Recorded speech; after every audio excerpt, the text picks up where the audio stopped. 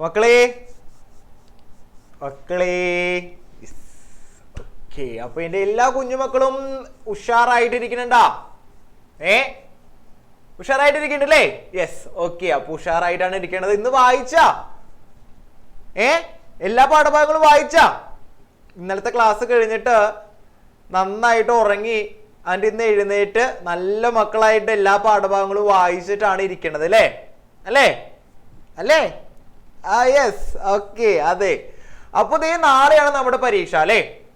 അപ്പോ സാർ ഇന്നലെ പറഞ്ഞ പോലെ തന്നെ നമ്മുടെ പാഠഭാഗങ്ങൾ ഒന്ന് ചർച്ച ചെയ്യാനാണ് ഇന്നത്തെ ഈ ഒരു ക്ലാസ് നമ്മൾ ഉദ്ദേശിക്കുന്നത് കേട്ടോ. അപ്പൊ എന്നത്തെയും പോലെ തന്നെ നമ്മുടെ പ്രയറോട് കൂടിയിട്ട് തന്നെ നമുക്ക് ക്ലാസ്സുകൾ ആരംഭിക്കാം. Yes, okay. അപ്പൊ എന്താ പറഞ്ഞ ഏറ്റവും അവസാനം സാറ്? വളരെ സന്തോഷത്തോടു കൂടി, വളരെ സ്നേഹത്തോടു കൂടി, നിറചിരികളുമായിട്ട് അല്ലേ? Yes, okay. ആ നിറചിരികളാണ് എൻ്റെ എല്ലാ കുഞ്ഞുമക്കളുടെയും മുഖത്ത് കാണാനായിട്ട് സാധിക്കുന്നത്.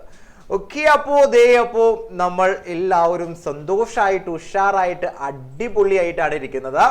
അപ്പൊ നമുക്ക് തുടങ്ങാം. നമുക്ക് ഓരോ പാഠഭാഗങ്ങളായിട്ട് തുടങ്ങാം അല്ലേ? അപ്പൊ നമ്മള് ഇന്നലെ പറഞ്ഞ കാര്യങ്ങളൊക്കെ ഓർമ്മയുണ്ടെന്ന് വിചാരിക്കുന്നു ഇല്ലേ? ഇന്നലെ ക്ലാസ്സിൽ ഉണ്ടായിരുന്നില്ല എല്ലാവരും? യെസ്, ഉണ്ടായിരുന്നു. ഓക്കെ. അപ്പോ ഇന്നലെ നമ്മൾ ആദ്യം തന്നെ തുടക്കത്തിൽ നമ്മൾ പറഞ്ഞിരുന്നു പരീക്ഷാ പേപ്പറിനെ എങ്ങനെ നോക്കിക്കാണെന്നുള്ള കാര്യങ്ങളൊക്കെ പറഞ്ഞിട്ടുണ്ടായിരുന്നു.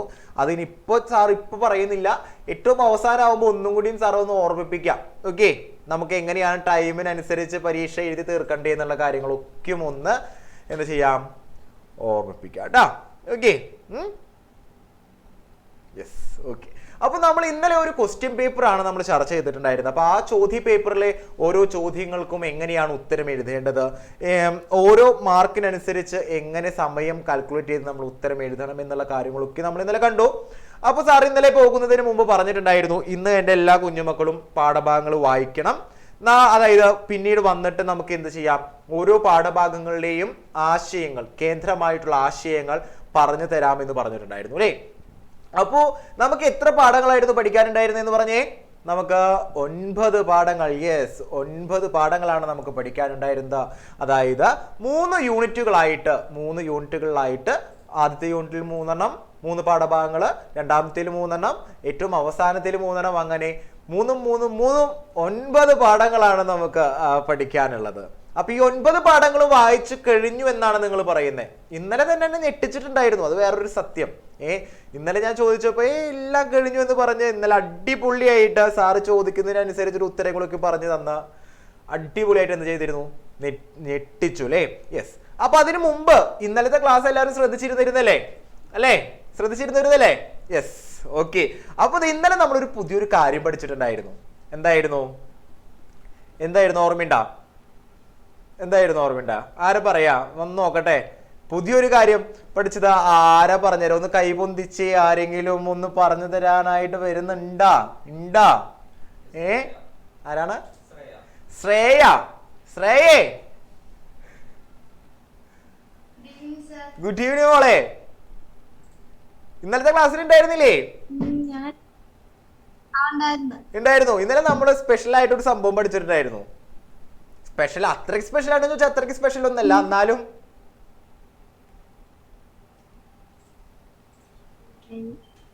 ഓർമ്മയുണ്ടാ? 2 വരികൾ തന്നിട്ട് ആ വരികളുടെ പ്രത്യേകതകള്, ഭാഷാപരമായിട്ടുള്ള പ്രത്യേകതകൾ എഴുതാനായിട്ട് പഠിച്ചിട്ടുണ്ടായിരുന്നു നമ്മള്.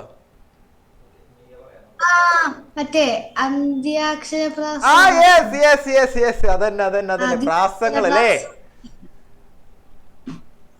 ഓക്കെ. അപ്പൊ ആ പ്രാസങ്ങൾ പറഞ്ഞിട്ട് നമുക്ക് ക്ലാസ് തുടങ്ങാം കേട്ടോ. സാറ് പറയാം. ഓക്കെ. Yes, okay. അപ്പോ നമ്മൾ ഇന്നലെ പഠിച്ചൊരു കാര്യമാണ്, അതൊന്നുകൂടി ഓർമ്മിപ്പിക്കുകയാണ്. നമ്മൾ 2 വരികൾ തന്നിട്ട് ആ വരികളിലെ പ്രത്യേകതകൾ എഴുതാനായിട്ട് പറയുമ്പോൾ നിങ്ങളോട് പ്രാസങ്ങളെ കുറിച്ചിട്ട് ഇന്നലെ പറഞ്ഞു വന്നു സാർ. എന്താണ് ഈ പ്രാസങ്ങൾ? 3 തരത്തിലുള്ള പ്രാസങ്ങളാണ് നമുക്കിപ്പോ പഠിക്കാനായിട്ടുണ്ടായിരുന്നത്, അല്ലെങ്കിൽ നമുക്ക് നോക്കാനായിട്ടുള്ളത്. ഏതൊക്കെയായിരുന്നു ഒന്ന് പറഞ്ഞേ? ആദ്യാക്ഷരപ്രാസം, ദ്വിതീയാക്ഷരപ്രാസം, അന്ത്യാക്ഷരപ്രാസം. അപ്പോ ഇന്നലെ കേൾക്കാത്തവർക്ക് കൂടിയിട്ട് ഒന്ന് പറഞ്ഞു തരാണ്. ആദ്യത്തെ 2 വരികളിലെ ആദ്യത്തെ അക്ഷരങ്ങൾ ഒരുപോലെ വന്നു കഴിഞ്ഞാൽ അതിനെ പറയുന്ന പേരാണ് ആദ്യാക്ഷരപ്രാസം. അതായത് രണ്ട് വരികൾ തന്നു കഴിഞ്ഞിട്ട് ആ വരികളിലെ ആദ്യത്തെ അക്ഷരങ്ങൾ ഒരുപോലെ വന്നു കഴിഞ്ഞാൽ അതിനെ പറയുന്ന പേരാണ് ആദ്യാക്ഷരപ്രാസം. രണ്ടാമത്തെ അക്ഷരങ്ങളാണ് ഒരുപോലെ വരുന്നതെങ്കിലോ, രണ്ട് വരികളിലെയും രണ്ടാമത്തെ അക്ഷരങ്ങൾ ഒരുപോലെ വന്നു കഴിഞ്ഞാൽ അതിനെ പറയുന്ന പേരാണ് ദ്വിതീയാക്ഷരപ്രാസം. അപ്പൊ ആദ്യാക്ഷരപ്രാസവും ദ്വിതീയാക്ഷരപ്രാസവും. അപ്പൊ എന്തായിരിക്കും അന്ത്യാക്ഷരപ്രാസം? ഏറ്റവും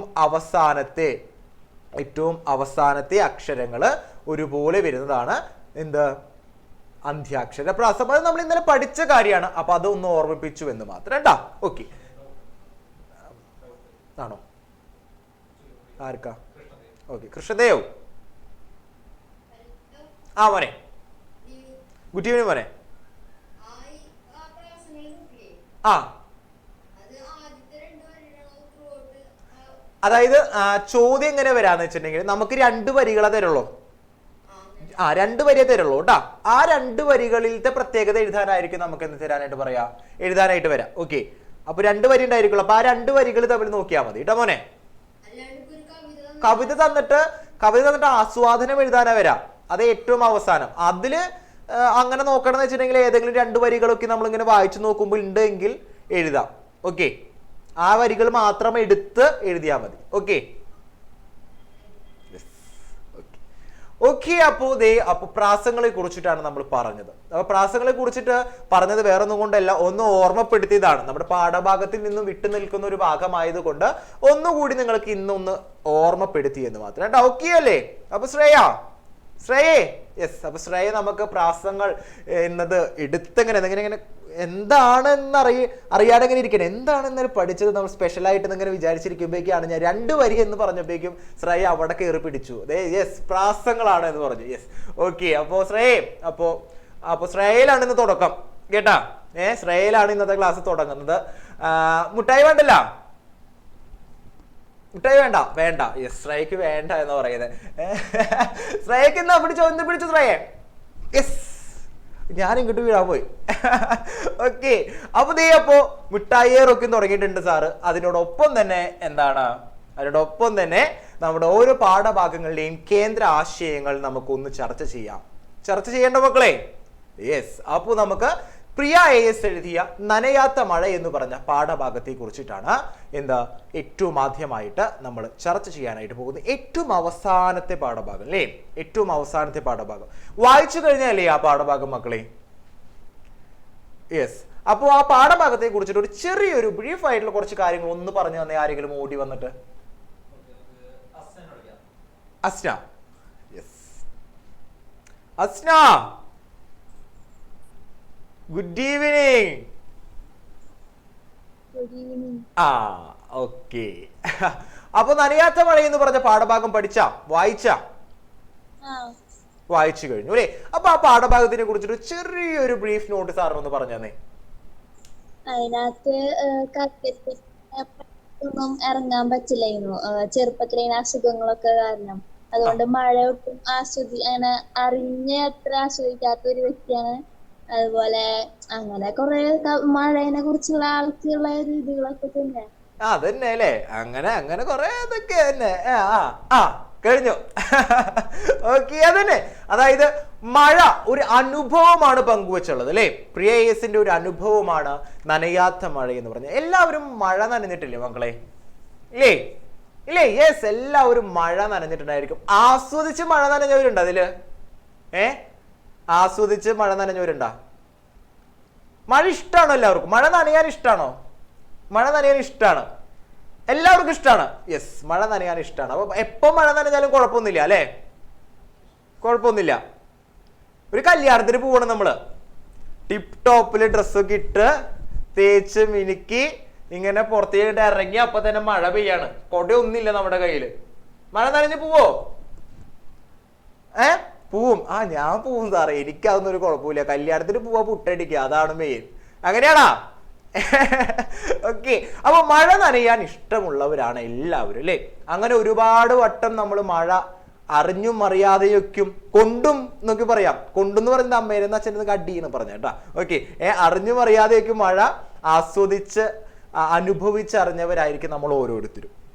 അപ്പോ തൻ്റെ ആരോഗ്യപരമായിട്ടുള്ള ബുദ്ധിമുട്ടുകൾ കാരണം മഴയെ ആസ്വദിക്കാൻ കഴിയാതെ വന്ന ഒരു പെൺകുട്ടിയുടെ ജീവിത അനുഭവമാണ് എവിടെ പങ്കുവെക്കുന്നത് മക്കളെ?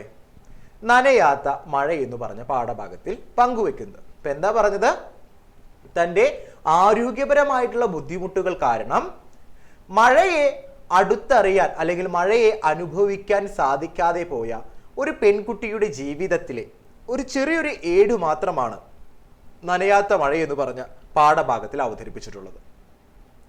ആ പാഠഭാഗം വായിച്ചു പോകുമ്പോഴേ ഒരു കാര്യം ശ്രദ്ധിച്ചാ നിങ്ങള്, മഴയുടെ ഒരു ദൃശ്യഭംഗി അവിടെ കൊടുത്തിട്ടുണ്ട്.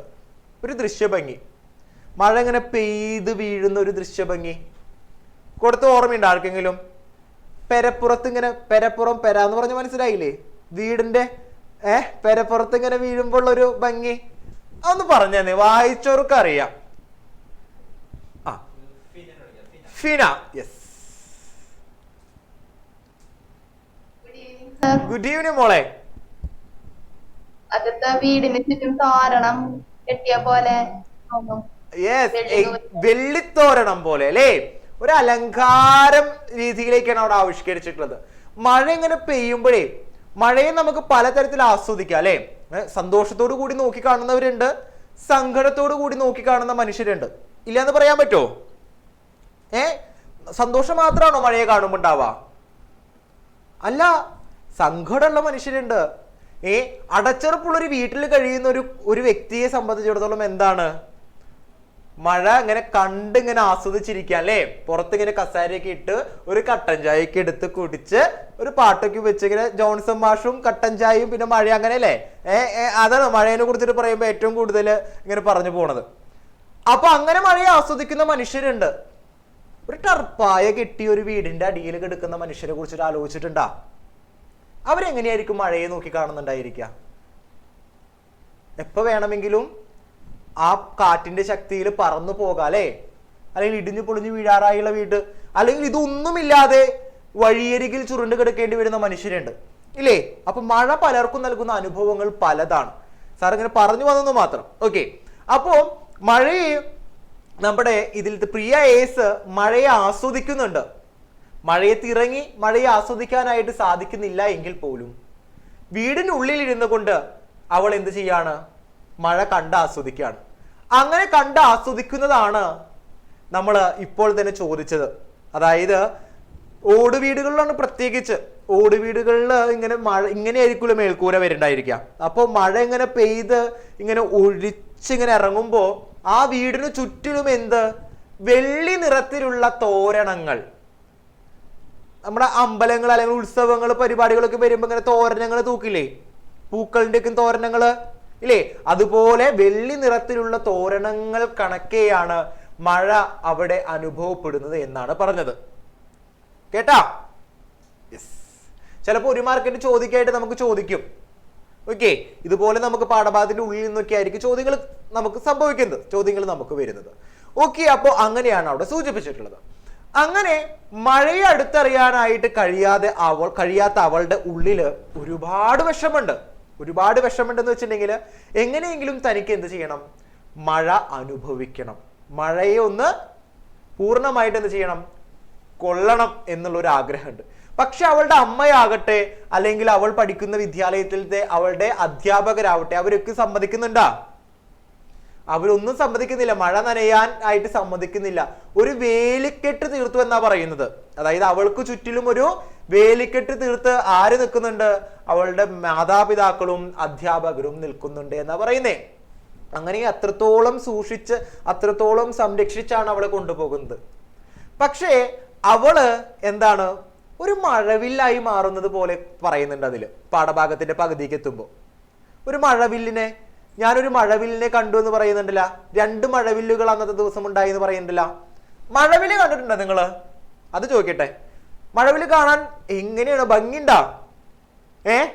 ആകാശത്ത് ഇങ്ങനെ മഴവില്ല് ഇങ്ങനെ വന്ന് കാണാൻ നല്ല ഭംഗിയുണ്ട് അല്ലേ? അങ്ങനെ മഴവില്ലെന്ന് അതിന് പേര് വരാൻ കാരണം എന്തായിരിക്കും? എന്തായിരിക്കും മഴവില്ലെന്ന് പേര് വരാൻ കാരണം? മഴയുമായി ബന്ധപ്പെട്ടുണ്ടല്ലോ മഴവില്ല് അവിടെ പ്രദർശിക്കുന്നത് അല്ലേ? അതുകൊണ്ടായിരിക്കും അല്ലെ? പിന്നെ അതുപോലെ തന്നെ മഴവില്ലെന്ന് കേൾക്കുമ്പോഴേ നമ്മുടെ ഉള്ളിൽ എന്താണ് ഒരുപാട് 7 നിറങ്ങൾ ഇങ്ങനെ ഇങ്ങനെ സ്പ്രെഡ് ആയി നിൽക്കണതല്ലേ നമ്മുടെ മനസ്സിലേക്ക് വരുന്നത്? അത് തന്നെ വരുന്നേ? യെസ്, അത് തന്നെയാണ്. ഓക്കെ, അപ്പോ അതുപോലെ നമ്മുടെ പ്രിയ IAS ഒരു മഴവില്ല് തീർക്കുന്നുണ്ട് ഓരോ ദിവസങ്ങളിലും. അതെങ്ങനെയായിരുന്നു? രാവിലെ സ്കൂളിലേക്ക് പോകുന്ന സമയത്ത് ഞാൻ അങ്ങനെ പറയുമ്പോഴാണ് അവിടെ അവിടെ അവിടെ അതാണ്, ഇങ്ങനെയാണ് ചോദ്യങ്ങൾ വരാ. മനസ്സിലായ? അതാണ് പാഠം വായിക്ക് പാഠം വായിക്ക് പാഠം വായിക്കെന്ന് പറയണേ. ഓക്കെ, രാവിലെ സ്കൂളിലേക്ക് പോകുന്ന സമയത്ത് മഴയുണ്ടാവും ചിലപ്പോൾ. അപ്പൊ കുട ഇങ്ങനെ പിടിക്കും. അപ്പൊ മഴ നനയാൻ വേണ്ടിയിട്ട് കുട ഇങ്ങനെ പിടിച്ചിട്ട് ഇങ്ങനെ നടന്നു പോകുന്ന ആൾക്കാർ എന്താവും, ചിലപ്പോൾ ഇങ്ങനെ ആക്കും അല്ലേ? എന്നിട്ട് ചെറുതായിട്ട് ഒരു ഭാഗം ഇങ്ങനെ നനയും അല്ലേ? അങ്ങനെ പോകും. പിന്നെ ഉച്ചയ്ക്ക് ഭക്ഷണം കഴിക്കാനായിട്ട് വീട്ടിലേക്ക് പോരും. അപ്പോഴും മഴയുണ്ടാവും ചിലപ്പോ, അപ്പോഴും നനയും. പിന്നെ അതുപോലെ തന്നെ വീണ്ടും സ്കൂളിലേക്ക് പോകും. അപ്പൊ ഡ്രസ്സ് മാറിയിട്ടാണ് പോവാ അല്ലെ? അങ്ങനെ ഒരു ദിവസം തന്നെ ഒരു 2-3 വസ്ത്രങ്ങൾ അങ്ങോട്ടും ഇങ്ങോട്ടും ധരിച്ച് മാറി പോകുമ്പോ അവള് പറയാണ്, ആകാശത്ത് ഒരു മഴവില്ലുണ്ടായതുപോലെ തന്നെ ഞാനും ഒരു മഴവില്ലായിട്ട് മാറുന്നു എന്ന് പറയുന്നുണ്ട് അല്ലേ? യെസ്, അതെന്താ സൂചിപ്പിക്കുന്നേ? പ്രിയ IASന് മഴ നനയണം എന്നുള്ള അതിയായുള്ള ആഗ്രഹമാണ് അല്ലേ? അവളുടെ ഉള്ളിലുള്ള അതിയായ ആഗ്രഹമാണ് അവളെ അത് ചെയ്യിപ്പിക്കുന്നത്. എന്തായാലും നനഞ്ഞു കഴിഞ്ഞിട്ടുണ്ടെങ്കിൽ വസ്ത്രം മാറണല്ലോ. അപ്പോൾ ആ രീതിയിലേക്ക് അവൾ വളരെ സന്തോഷത്തോട് കൂടിയിട്ടാണ് നിൽക്കുന്നത്. അവൾ വീടിന്റെ ഉള്ളിൽ ഇരിക്കുമ്പോഴും അവളുടെ മനസ്സ് മുഴുവൻ മഴയോട് സംസാരിച്ചു കൊണ്ടിരിക്കുകയാണെന്ന് പറയുന്നുണ്ട്. അത് നിങ്ങൾ ശ്രദ്ധിച്ചിട്ടുണ്ടായിരിക്കും. വീടിന്റെ ഉള്ളിൽ ഇരിക്കുമ്പോഴും എന്താണ്, അവളുടെ മനസ്സ് അപ്പോഴും മഴയോട് സംസാരിച്ചു കൊണ്ടിരിക്കുകയാണ്. മഴയോട് പറയാനായിട്ട് ഒരുപാട് കാര്യങ്ങളുണ്ട് അവൾക്ക്. മഴയോട് പറയാനായിട്ട് ഒരുപാട് കാര്യങ്ങളുണ്ട്. അങ്ങനെ ഒരിക്കലാണ് ഒരു അനുഭവം അവൾ പങ്കുവെക്കുന്നുണ്ട്. ഇതുപോലെ മറ്റൊരു സ്ഥലത്തേക്ക് ഇങ്ങനെ തിയേറ്ററിലേക്ക് സിനിമ കാണാനായിട്ട് പോകുന്ന സമയത്ത് അല്ലേ, എല്ലാവരും ഒരുങ്ങി പോകുന്ന സമയത്താണ് എന്ത് വന്നത്? ഭയങ്കരമായൊരു കാറ്റ് വന്നു, ഒരു മഴ വന്നു അല്ലേ? കാറ്റ് മാത്രമല്ല, മഴയും കൂടി ഉണ്ടായിരുന്നു ഒപ്പം അല്ലേ? മഴ വന്ന് അവിടെ നിന്ന നിപ്പില്, വണ്ടിയില്ല ഒന്നുമില്ലാതെ നിന്ന നിപ്പില് ആ മഴ മുഴുവൻ എന്ത് ചെയ്തു? കൊണ്ടുനിന്നു ഇല്ലേ? യെസ്, ആ മഴ മുഴുവനായിട്ട് കൊണ്ടുനിന്ന ആ അവസ്ഥയൊക്കെ സൂചിപ്പിക്കുന്നുണ്ട്. ഇന്ന് അവൾ അതിൽ നിന്നൊക്കെ വ്യത്യസ്തമായിട്ട്, ആ ഒരു അവസ്ഥയിൽ നിന്ന് വ്യത്യസ്തമായിട്ട് ഒരുപാട് മാറിയിട്ടുണ്ട്. പക്ഷേ ആ മാറ്റത്തിലും അവൾ എപ്പോഴും ഓർമ്മിക്കുന്നത് എന്താണ്? ഇന്നലകളിൽ അവൾ കൊതിച്ച മഴയെ കുറിച്ചാണ് അല്ലേ? അവൾ നനയാനായിട്ട് കൊതിച്ച മഴയെ കുറിച്ചാണ്. നമ്മുടെ ജീവിതത്തില് ഒരുപാട് പ്രതിസന്ധികൾ ഉണ്ടായിരിക്കും. ഓരോ പ്രതിസന്ധികളെയും തരണം ചെയ്യാനായിട്ട് ആരാ വിചാരിക്കണ്ടേ? നമ്മുടെ ചുറ്റുള്ളവരാണോ വിചാരിക്കണ്ടേ? അല്ല, നമ്മൾ തന്നെയാണ് ആ പ്രതിസന്ധികളെ മുഴുവൻ തരണം ചെയ്യാനായിട്ട് പ്രതികരിക്കേണ്ടതും പിന്നെ അതുപോലെ തന്നെ അതിനു വേണ്ടിയിട്ട് സജ്ജമായി മാറേണ്ടതും എന്ന് പ്രിയ IAS കാണിക്കുന്നുണ്ട്. അതായത് പ്രിയ IASന്റെ അത്തരത്തിലുള്ള ഒരു അവസ്ഥയിൽ നിന്നും അവൾക്ക് ഒരുപാട് മാറ്റങ്ങൾ സൃഷ്ടിച്ചെടുക്കാനായിട്ട് സാധിച്ചുവെങ്കിൽ നമ്മുടെ ജീവിതത്തിൽ ഉണ്ടാകുന്ന പ്രതിസന്ധികളെ തരണം ചെയ്യാനായിട്ട് നമുക്ക് ഓരോരുത്തർക്കും സാധിക്കണം എന്നൊരു സന്ദേശം കൂടി തരുന്ന രീതിയിലേക്കാണ് നനയാത്ത മഴ എന്ന് പറഞ്ഞ അനുഭവം പങ്കുവെക്കുന്നത്. മക്കളെ, അനുഭവങ്ങൾ എന്നും മറ്റുള്ളവർക്കുള്ള സന്ദേശങ്ങൾ കൂടിയാണ്. അതായത് കഥകളും കവിതകളും ഒക്കെ നമുക്ക് നൽകുന്നത് സന്ദേശങ്ങൾ തന്നെയാണെങ്കിൽ പോലും അതിനപ്പുറത്തേക്ക് ഒരു അനുഭവത്തെ വായിക്കാനായിട്ട് ഒരുപാട് ആളുകൾ വെമ്പൽ കൊള്ളുന്നതായിട്ട് കാണാം. വെമ്പൽ മീൻസ് അതായത് ഒരുപാട് ആളുകൾ അങ്ങോട്ട് ആകർഷിക്കുന്നതായിട്ട് കാണാം, അതായത് അനുഭവങ്ങളിലേക്ക്. അതെന്തുകൊണ്ടായിരിക്കും? മറ്റുള്ളവരുടെ കാര്യങ്ങൾ വായിക്കാൻ നമുക്ക് ഓരോരുത്തർക്കും ഇഷ്ടമായിരിക്കും. മനുഷ്യനല്ലേ, മറ്റുള്ളവരുടെ കാര്യങ്ങളിലേക്ക് ഇടപെടാനല്ലേ നമുക്ക് ഏറ്റവും കൂടുതൽ എന്ത് ഇഷ്ടം അല്ലേ? അതല്ലേ നമ്മുടെ ജീവിതത്തിലെ ഏറ്റവും വലിയ സന്തോഷം അല്ലേ? ഓക്കെ, അത് മാത്രമല്ല, ഓരോ മനുഷ്യന്റെയും ജീവിതങ്ങൾ വ്യത്യസ്തമായുള്ള അനുഭവങ്ങളാണ് അവർക്ക് നൽകിയിട്ടുണ്ടായിരിക്കുക. ആ അനുഭവങ്ങൾ പകർന്നു തരുന്ന പാഠങ്ങൾ നമുക്ക് ചിലപ്പോൾ ചില പുസ്തകങ്ങൾ വായിക്കാറുണ്ടോ നിങ്ങള്? വെറുതെ ചോദിക്കണ്ടായിരുന്നു, ടെക്സ്റ്റ് തന്നെ വായിക്കാൻ നേരില്ല, പിന്നീട് പുസ്തകങ്ങൾ വായിക്കണം സാറേ എന്ന് ചോദിക്കുമ്പോൾ അല്ലേ? അങ്ങനെയല്ല, നമ്മൾ പാഠഭാഗങ്ങൾ വായിക്കുകയാണെങ്കിലും പലത് വായിക്കുമ്പോഴും നമ്മുടെ ജീവിതവുമായിട്ട് ബന്ധപ്പെടുത്താവുന്ന പല കാര്യങ്ങളുണ്ടായിരിക്കും. വേറെ ഒന്നും വേണ്ട, നിങ്ങൾ റീൽസ് ഒക്കെ കാണുന്നുണ്ടെന്ന് വെച്ചിട്ടുണ്ടെങ്കിൽ ഇൻസ്റ്റാഗ്രാമിലൊക്കെ ഇങ്ങനെ റീൽസ് ഇങ്ങനെ സ്ക്രോൾ ചെയ്ത് കൊണ്ടിരിക്കുന്ന സമയത്ത് അതിലത്തെ ഓരോ വേർഡ്സുകളൊക്കെ എടുത്ത് നോക്കി പലതും നമ്മുടെ ജീവിതവുമായിട്ട് ബന്ധപ്പെട്ടിരിക്കുന്നതൊക്കെ ആയിരിക്കും അല്ലേ. റീൽസ് എന്ന് പറയാൻ കാരണം എന്താ വെച്ചിട്ടുണ്ടെങ്കിൽ പുസ്തകത്തിനെ കുറിച്ചിട്ട് പറഞ്ഞിട്ട് കാര്യമില്ലല്ലോ. ഇപ്പോൾ പുസ്തക വായന കുറവാണ്, അതുകൊണ്ടാണ് കൂടുതലും ഓൺലൈൻ മീഡിയകളിലേക്ക് കടന്ന കാരണമാണ് അങ്ങനെ പറഞ്ഞത് കേട്ടോ. ഓക്കെ, അപ്പൊ ഏതൊരു രചനകളാണെങ്കിലും കൂടുതൽ അനുഭവങ്ങളാണ് നമ്മളെ തമ്മിൽ ബന്ധിപ്പിക്കുന്നത്. അപ്പൊ അനുഭവങ്ങളിലേക്ക് കൂടുതൽ ആളുകളെ ആകർഷിപ്പിക്കാനായിട്ട് സാധിക്കുന്നുണ്ട് എന്ന് മനസ്സിലാക്കുക. ഈ ഒരു പാഠഭാഗം ഇമ്പോർട്ടന്റ് ആയിട്ടുള്ള പാഠഭാഗമാണ് എന്ന കാര്യം മനസ്സിലാക്കുക. നമുക്ക് ഇന്നലെ ഒരു അനുഭവക്കുറിപ്പ് എഴുതാനായിട്ട് വന്നിട്ടുണ്ടായിരുന്നില്ലേ ചോദ്യം? നിങ്ങളുടെ ഒരു അനുഭവം എഴുതാനായിട്ട് ഇന്നലെ നമ്മൾ ചർച്ച ചെയ്തില്ലേ? അതുപോലെ തന്നെ എന്താണ് അനുഭവം ചിലപ്പോൾ എഴുതാനായിട്ട് ചോദിക്കാം. Okay, yes. അപ്പോൾ അതാണ് മഴ അല്ലെങ്കിൽ നനയാത്ത മഴ എന്ന് പറഞ്ഞ പ്രിയ ഐസിന്റെ പാഠഭാഗത്തിനെ കുറിച്ചിട്ട് നമുക്ക് പറയാനുള്ളത് കേട്ടോ. ഓക്കെ അല്ലേ? ഒരുവിധം ധാരണ കിട്ടിയില്ലേ ആ പാഠഭാഗത്തിനെ കുറിച്ചിട്ട്, നനയാത്ത മഴ എന്ന് പറഞ്ഞ പാഠഭാഗത്തിനെ കുറിച്ചിട്ട്. അപ്പൊ ഇത്രയേ ഉള്ളൂ ആ ഒരു പാഠഭാഗം. ഇമ്പോർട്ടന്റ് ആയിട്ടുള്ള ഒരു പാഠഭാഗമാണ് എന്ന കാര്യം മനസ്സിലാക്കി എടുക്കുക. കാരണം ഏറ്റവും അവസാന ഭാഗത്ത് കിടക്കുന്ന ഒരു പാഠഭാഗമാണ്. നമ്മൾ ഇതുവരെ ഒരു പരീക്ഷയ്ക്കും എഴുതാത്തതാണ് അല്ലേ. നമ്മൾ ഇതുവരെ ചർച്ച ചെയ്യാത്ത പാഠഭാഗങ്ങളാണ്. അപ്പൊ അതുകൊണ്ട് തന്നെ ഈ ഒരു പാഠഭാഗം നല്ല രീതിയിൽ എന്ത് ചെയ്യാം, നല്ല രീതിയിൽ വെയിറ്റേജോട് കൂടി തന്നെ ചോദ്യങ്ങൾ വരുമെന്ന് പ്രതീക്ഷിച്ചുകൊണ്ട് തന്നെ ഇരിക്കുക. അതുപോലെ ഇരുത്തി വായന നടത്തുക. ഇപ്പോഴും പലരും ചിലപ്പോൾ ഉള്ളിലേക്കൊന്നും ഇറങ്ങി ചെന്നിട്ടുണ്ടായിരിക്കില്ല. അപ്പൊ അതാണ് വീണ്ടും വീണ്ടും എടുത്ത് പറയുന്നത്, പാഠഭാഗം വായിക്കുമ്പോൾ അതിൻ്റെ ഉള്ളിലേക്ക് ഇറങ്ങി ചെന്ന് വായിക്കണം. ഓക്കെ, അപ്പോ നനയാത്ത മഴ എന്ന് പറഞ്ഞ പാഠഭാഗം നമ്മളിവിടെ അവസാനിപ്പിക്കുകയാണ് കേട്ടോ. അപ്പൊ നമ്മുടെ നനയാത്ത മഴ എന്ന് പറഞ്ഞ പാഠഭാഗത്തെ കുറിച്ചിട്ടാണ് നമ്മളിപ്പോൾ സംസാരിച്ചത്. മഴയുടെ ഭാവങ്ങൾ, അതുപോലെ തന്നെ മഴ എങ്ങനെയാണ് പ്രിയ എസിന് എന്തായിട്ട് മാറുന്നത്, ആശ്വാസമായിട്ട് മാറുന്നത് എന്ന രീതിയിലേക്കൊക്കെ ചിലപ്പോൾ ഒരു വിലയിരുത്താൻ പറഞ്ഞിട്ടൊക്കെ ഒരു 4 മാർക്കിന്റെ ചോദ്യങ്ങളൊക്കെ നമുക്ക് ചോദിക്കാവുന്നതാണ്. മഴ എങ്ങനെയാണ് പ്രിയ എസിന് ആശ്വാസമായിട്ട് മാറുന്നത്, അല്ലെങ്കിൽ മഴയുടെ ഭാവങ്ങൾ എങ്ങനെയൊക്കെയാണ് ഇവിടെ പ്രതിഫലിക്കുന്നത് എന്ന രീതിയിലേക്കൊക്കെ ഒരു പാഠഭാഗത്തിൽ നിന്ന് ചോദ്യങ്ങൾ ചോദിക്കാനുള്ള ചാൻസ് ഉണ്ട് എന്ന കാര്യം കൂടി മനസ്സിലാക്കുക. ഓക്കെ, അപ്പോൾ നമ്മൾ ബഷീറിനെ കുറിച്ചാണ് അടുത്തതായിട്ട് പറയുന്നത്. ബഷീറിനെ കുറിച്ചിട്ട്, ബഷീറിന്റെ പാഠഭാഗത്തിന്റെ പേരെന്തായിരുന്നു? ഓടി വന്ന് പറഞ്ഞെന്നേ സാറേ, നമുക്ക് വിളിക്കാം. യമീമ. യെസ്, ഗുഡ് ഈവനിങ് മോളെ. ബഷീർ എന്ന വലിയ ഒന്ന്. യെസ്, ബഷീർ എന്ന വലിയ ഒന്ന് എന്ന് പറഞ്ഞ പാഠഭാഗമാണ് അല്ലെ. നമ്മുടെ ഏറ്റവും അവസാനത്തെ യൂണിറ്റിൽ തന്നെയാണ് ഇത് കിടക്കുന്നത്. ബഷീർ എന്ന വലിയ ഒന്ന് അല്ലേ. Yes, okay. അപ്പോൾ യമീമയാണ് നമുക്ക് ആ ഒരു പാഠഭാഗത്തെ കുറിച്ചിട്ട് പാഠഭാഗത്തിലേക്ക് എൻ്റർ ചെയ്യാനുള്ള വഴി കാട്ടി തന്നിട്ടുള്ളത് കേട്ടോ. ഓക്കെ, അപ്പോൾ നമുക്ക് പതുക്കെ ഇനി മുട്ടായികളൊക്കെ കുറച്ച് കഴിഞ്ഞിട്ടൊക്കെ തരലോട്ടോ. എല്ലാം കൂടി ഒരുമിച്ച് തരാം കേട്ടോ. എപ്പോഴും അറിയാൻ വയ്യ. അങ്ങനെയല്ല, പാഠഭാഗങ്ങൾ ചർച്ച ചെയ്ത് ഇടക്കിടക്ക് പോവാം. ഓക്കെ, അപ്പോൾ ബഷീർ എന്ന വലിയ ഒന്നിനെ കുറിച്ച് നമ്മൾ പറഞ്ഞു. ഈ വലിയ ഒന്ന് ഏതിലത്തെയായിരുന്നു നമ്മൾ ഇന്നലെ ചർച്ച ചെയ്തിട്ടുണ്ടായിരുന്നുള്ളൂ? വലിയ ഒന്ന്. ഒന്നും കൂട്ടി എത്രയാ? ഒന്നും കൂട്ടിയില്ല എത്രയാ? ഒന്നും കൂട്ടിയ ഇമ്മക്ക് 2ആണ്. പക്ഷെ ബഷീർ പറഞ്ഞ എന്ത്, ഇമ്മിണി വലിയൊരു ഒന്ന് ഒന്നും കൂട്ടിയാല് ഇമ്മിണി വലിയൊരു ഒന്നാണ് എന്നാണ് ആര് പറഞ്ഞത്? Big one. യെസ്, ബിഗ് വണ്ണാണ്. ഇമ്മിണി വലിയ ഒരു ഒന്നാണ് എന്നാണ് നമ്മുടെ ബഷീർ പറഞ്ഞത്. അങ്ങനെ സാമൂഹിക ജീവിത വ്യവസ്ഥിതികളെ ഗ്രാമീണ പശ്ചാത്തലത്തിൽ പച്ചയായ ജീവിതങ്ങളെ ആവിഷ്കരിച്ചൊരു എഴുത്തുകാരനാണ് വൈക്കം മുഹമ്മദ് ബഷീർ.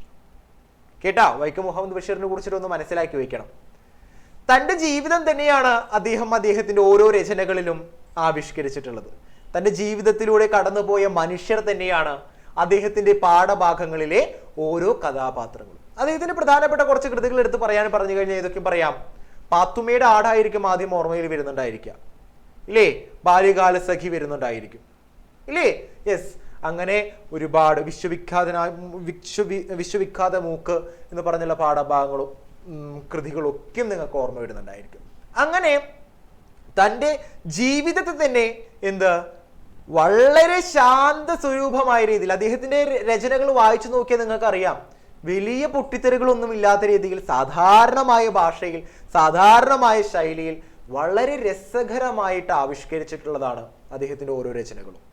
ഞാൻ മുമ്പേ പറഞ്ഞ പോലെ തന്നെ അദ്ദേഹത്തിന്റെ വീട്ടുകാരാണ് അതിലത്തെ ഓരോ കഥാപാത്രങ്ങളായിട്ട് വരുന്നത്. അദ്ദേഹത്തിന്റെ നാട്ടുകാരാണ് അതിലെ ഓരോ കഥാപാത്രങ്ങളായിട്ട് വരുന്നത്. മലബാർ പ്രദേശങ്ങളിലെ അവരുടെ നാട്ടുഭാഷ, അവരുടെ മുസ്ലിം സമുദായക്കാർ ഉപയോഗിക്കുന്ന രീതിയിലേക്കുള്ള ഭാഷ, മലബാർ പ്രദേശങ്ങളിലേക്ക് വരുമ്പോൾ ഭാഷയ്ക്ക് ഒരു വ്യത്യാസമില്ലേ? അതുപോലെ ഞങ്ങളുടെ തൃശ്ശൂർക്ക് വരുമ്പോൾ ഭാഷയ്ക്ക് ഒരു വ്യത്യാസമില്ലേ? ഓക്കെ, തിരുവനന്തപുരത്തേക്ക് പോയിട്ടുണ്ടെങ്കിലും എന്താണ് ഭാഷയിൽ വ്യത്യാസം വരുന്നുണ്ട്, കാസർഗോഡ് ഭാഗത്തേക്ക് പോയാലും ഭാഷയിൽ വ്യത്യാസം വരുന്നുണ്ട് അല്ലെ? അപ്പൊ അങ്ങനെ ഒരുപാട് ഭാഷകളിലെ വൈവിധ്യങ്ങളുണ്ട്. അങ്ങനെ തൻ്റെ നാട്ടുംപുറത്തെ ആ ഭാഷയുടെ ആ ശൈലിയിൽ തൻ്റെ രചനകളെ ആവിഷ്കരിച്ചു. അങ്ങനെ രചനകൾ എഴുതുന്നത് കൊണ്ട് എന്താ ഗുണം?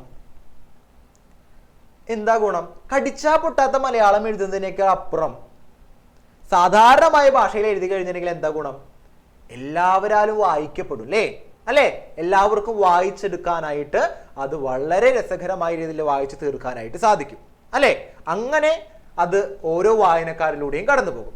അങ്ങനെ വിശ്വവിഖ്യാതനായ ഒരു വ്യക്തിയായിട്ട് ആര് മാറാണ്? ബഷീർ മാറാണ്. അങ്ങനെ ബഷീർ ഇരിക്കുന്ന സമയത്ത് നമ്മുടെ ഇമ്മണി ബെല്ലു ഒന്ന് എന്ന് പറഞ്ഞ ആ ഒരു നമ്മുടെ ആ ഒരു പാഠഭാഗമില്ലേ, നമ്മുടെ ഇപ്പോൾ നമ്മൾ ചർച്ച ചെയ്തുകൊണ്ടിരിക്കുന്ന പാഠഭാഗം ഉണ്ടല്ലോ, ആ പാഠഭാഗത്ത് എഴുതിയത് ആരായിരുന്നു? ആരെഴുതിയത് പാഠഭാഗം?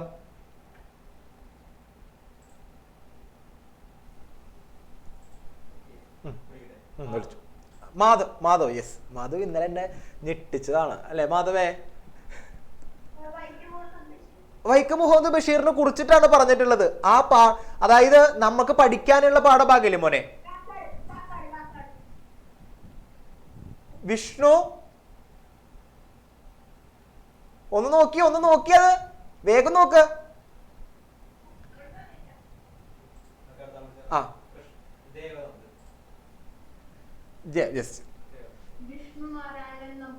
വിഷ്ണു നാരായണ നമ്പൂതിരി. യെസ്. പാഠഭാഗങ്ങൾ അങ്ങോട്ട് ഇങ്ങോട്ട് മാറിപ്പോയിരിക്കും കേട്ടാ. ഒന്ന് ശ്രദ്ധിച്ചോളൂ മക്കളെ, നമുക്ക് ആകെ പഠിക്കാനുള്ള 9 പാഠഭാഗങ്ങളുള്ളൂ. അപ്പൊ അതുകൊണ്ട് തന്നെ ഈ പാഠഭാഗങ്ങൾ എന്ത് ചെയ്യാനായിട്ട് പാടില്ല? എഴുതിയ ആളുകളൊന്നും അങ്ങോട്ടും ഇങ്ങോട്ടും തിരിഞ്ഞു പോയിരിക്കും യെസ്, ഓക്കെ, അതൊന്ന് ശ്രദ്ധിച്ചോളോ. എല്ലാവരോടും കൂടിയിട്ടാണ് പറയുന്നത്. ഓക്കെ, അപ്പൊ വിഷ്ണു നാരായണ നമ്പൂതിരി ആണ് അത് എഴുതിയിട്ടുള്ളത്. അപ്പൊ അദ്ദേഹം ഇങ്ങനെ കടന്നു പോവാണ്. ആ സമയത്ത് ബഷീർ അവിടെ ഇരിക്കുന്നുണ്ടേ. ബഷീറിന്റെ അടുത്തേക്ക് വയസ്സായി ബഷീറിന്. അപ്പൊ ബഷീറിന്റെ അടുത്തേക്ക് തന്റെ മകളെ കുഞ്ഞിനെ ഏൽപ്പിക്കുന്നുണ്ട് ബഷീറിന്റെ അടുത്തേക്ക്. അപ്പൊ 2ാം ബാല്യത്തിനെ കുറിച്ച് നമ്മൾ ഇന്നലെ പറഞ്ഞിട്ടുണ്ടായിരുന്ന 2ാം ബാല്യത്തിനെ കുറിച്ചിട്ട് ഓർമ്മയുണ്ടാ? യെസ്, ഓർമ്മയുണ്ട്. അപ്പോ വാർദ്ധക്യം എന്നത് ഒരു 2ാം ബാല്യമാണെന്നാണ് സാറ് പറഞ്ഞത് അല്ലേ? അത് ശരിക്കും അതുപോലെ തന്നെയാണ്. അതായത് ബാല്യത്തിൽ അനുഭവിക്കുന്ന അതേ മാനസികാവസ്ഥ തന്നെയായിരിക്കും എവിടെ? വാർദ്ധക്യത്തിലും മനുഷ്യർ അനുഭവിക്കുന്നുണ്ടായിരിക്കാം. മറ്റുള്ളവരുടെ സഹായവും മറ്റുള്ളവരുടെ ഒപ്പം ഇരുന്ന് കുസൃതികളൊക്കെ ഒപ്പിക്കാനുള്ള അതേ വൈബായിരിക്കും ആർക്കുണ്ടായിരിക്കുക? വാർദ്ധക്യത്തിൽ എത്തിയ മനുഷ്യർക്ക് ഉണ്ടായിരിക്കുക അല്ലെ? യെസ്. അപ്പോ അങ്ങനെ വാർദ്ധക്യത്തിൽ ഇരിക്കുന്ന അദ്ദേഹത്തിന്റെ അടുത്തേക്ക് തൻ്റെ അത്രത്തോളം പ്രശസ്തനായ അത്രത്തോളം വിഖ്യാതനായ അദ്ദേഹം ബഷീറിനോട് പറയാണ്, എൻ്റെ മകളെ ഒന്ന് അനുഗ്രഹിക്കണം എന്ന് പറയാണ്. അങ്ങനെ ആ മകളെ എടുത്ത് മടിയിൽ വെക്കുമ്പോൾ നമ്മുടെ എഴുത്തുകാരൻ പറയുന്നുണ്ട്, കുഞ്ഞിനെ എടുത്ത് മടിയിൽ വെക്കുമ്പോൾ ശ്രദ്ധിക്കണം, വസ്ത്രം മുഷിയാൻ ചാൻസ് ഉണ്ടെന്ന് പറയാം അല്ലേ? അതായത് എന്താ ഉദ്ദേശിക്കുന്നത്? കുഞ്ഞ് മൂത്രമങ്ങാനും ഒഴിച്ചാലോ എന്നാണ്. അങ്ങനെ അനുഭവം ഉണ്ടായിട്ടുണ്ടാ? കുഞ്ഞുങ്ങളെടുക്കാറുണ്ടാ? കുഞ്ഞുങ്ങളെടുത്തിങ്ങനെ നമ്മുടെ കയ്യിൽ അങ്ങനെ വന്നിങ്ങനെ നമ്മളിങ്ങനെ ഇടുമ്പോഴേക്കും ചിലപ്പോൾ നമ്മുടെ മേത്ത് എന്ത് ചെയ്തിട്ടുണ്ടായിരിക്കും? ചിലപ്പോൾ മൂത്രം ഒഴിച്ചിട്ടുണ്ടായിരിക്കും അല്ലെ? സ്വാഭാവികമായിട്ട് സംഭവിക്കുന്ന അല്ലെ? ഇതുപോലെ നമ്മളും പലരുടെയും മേത്തൊക്കെ എന്ത് ഒഴിച്ചിട്ടുണ്ടായിരിക്കും? ഒന്ന് ചോദിച്ചാൽ മതി വീട്ടിലിട്ടാ. ഇപ്പോഴും സാറ് വല്ല കല്യാണത്തിലേക്ക് പോകുമ്പോഴേ ബന്ധുക്കൾ വരുമല്ലോ, അപ്പോഴും പറയും അന്നത്തെ കഥകള്. മനസ്സിലായി? ഒക്കത്തിരുന്ന് പിന്നെ അധികം പറയണ്ടല്ല. ഓക്കെ, അപ്പോ അപ്പോ കുഞ്ഞിനെ അവിടെ ഏൽപ്പിക്കുകയാണ്. കുഞ്ഞിനെ അവിടെ ഏൽപ്പിച്ച് നിൽക്കുന്ന സമയത്ത് ഇങ്ങനെ പറയുമ്പോ തന്നെ ബഷീർ എന്താ പറയുന്നേ?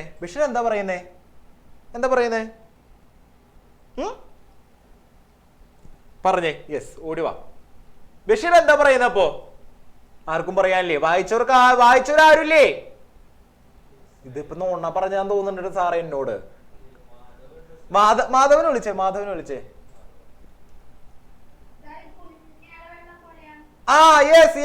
യെസ്. എന്താ പറയുന്നേ? കുഞ്ഞു മൂത്രം ഒഴിച്ചോട്ടെ, അതിന് കുഴപ്പമില്ല അല്ലെ? കുഞ്ഞു മൂത്രം ഒഴിച്ചോട്ടെ, അതിനൊരു തരത്തിലും പ്രശ്നമില്ല എന്ന രീതിയിലേക്കാണ്. അത് ഒരു തീർത്ഥം, ആ തീർത്ഥം തെളിച്ചോട്ടെ എന്നാ പറയുന്നത്. അത്രത്തോളം പുണ്യാഹം എന്ന രീതിയിലേക്കാണ് അവിടെ അവതരിപ്പിക്കുന്നത്. അങ്ങനെയൊക്കെയും ആവിഷ്കരിച്ചതിന് ശേഷം ആ കുഞ്ഞുമകളെ അങ്ങനെ മടിയിലിരുത്തി ഒരുപാട് താലോലിക്കുകയും ഒരുപാട് കാര്യങ്ങളൊക്കെ പറയുന്നുണ്ട് അല്ലേ? യെസ്. അങ്ങനെ ഈ വർത്തമാനങ്ങളൊക്കെ പറഞ്ഞതിന് ശേഷം അവിടെയാണ് പിന്നെയാണ് പറയുന്നത് എന്ത്, ഒന്നും ഒന്നും കൂട്ടിയാൽ വലിയ ഒന്ന്. അതിനോടൊപ്പം തന്നെ പറയും 2 പുഴകൾ തമ്മിൽ കൂടിച്ചേർന്ന് എന്താകുന്നത് പോലെ, ഒരു വലിയ കടലാകുന്നത് പോലെ. അതുപോലെ തന്നെ മനുഷ്യരുടെ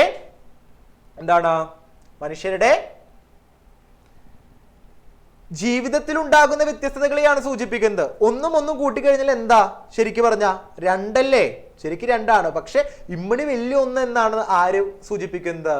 ബഷീർ സൂചിപ്പിക്കുന്നത്. അദ്ദേഹം അതിനൊരു എക്സാമ്പിൾ ആയിട്ട് പറയാണ്, 2 പുഴകൾ കൂടിച്ചേർന്നാൽ എന്തായിരിക്കും അവിടെ സംഭവിക്കുക? വലിയൊരു കടലായിട്ട് മാറും. Yes, big one. ഓക്കെ, അതാണ് ബിഗ് വണ്ണ് കയറി പിടിച്ചിട്ടുള്ളത്. ഓക്കെ, അപ്പോൾ വലിയൊരു കടലായിട്ട് മാറുന്നത് പോലെ തന്നെയാണ് മനുഷ്യ ജീവിതം. അതില് ഹിന്ദുവിനെയും മുസ്ലിമിനെയും മുസൽമാനെയും കുറിച്ചിട്ട് അതിലൊരു പരാമർശം പറയുന്നുണ്ട്. കണ്ട നമ്മുടെ ഇവിടെ നാനാ വിഭാഗത്തിൽപ്പെട്ട മനുഷ്യരുണ്ടെങ്കിൽ പോലും നമ്മുടെ ഉള്ളിൽ ഐക്യം കുറവാണ്. അങ്ങനെ ചിന്തിച്ചിട്ടുണ്ടാ? നിങ്ങൾ ശ്രദ്ധിച്ചിട്ടുണ്ടാ?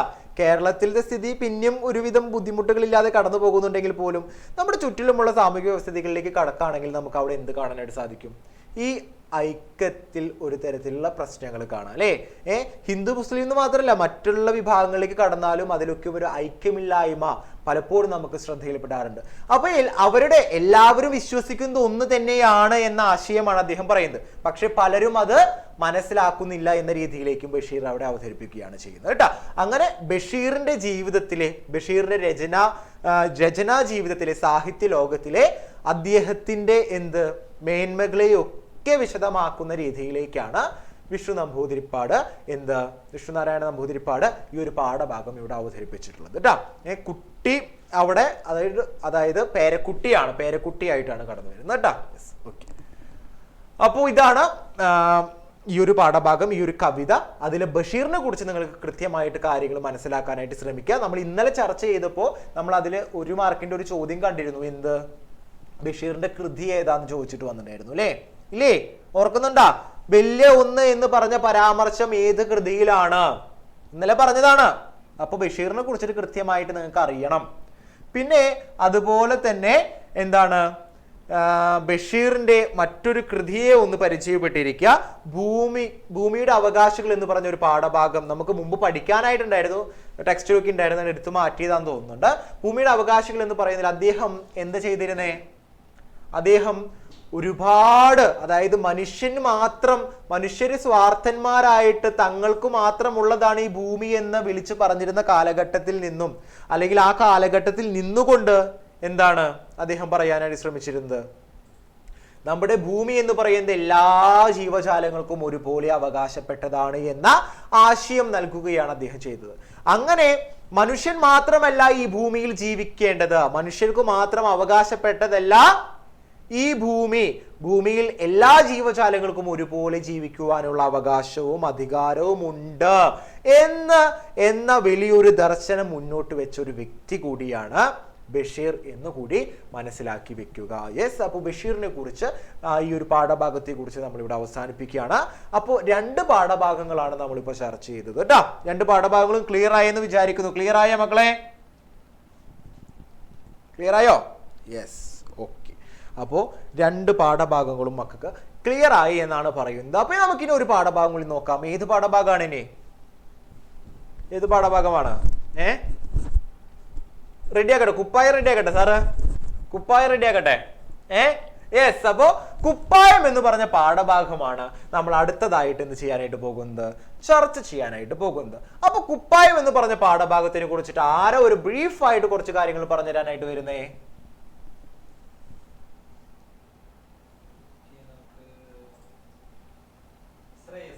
ശ്രേയസ്. യെസ്, ഗുഡ് ഈവനിങ് മോൻ. എല്ലാം സ്വീകരിച്ചിരിക്കുന്നു, കുഴപ്പമില്ല ട്ടാ.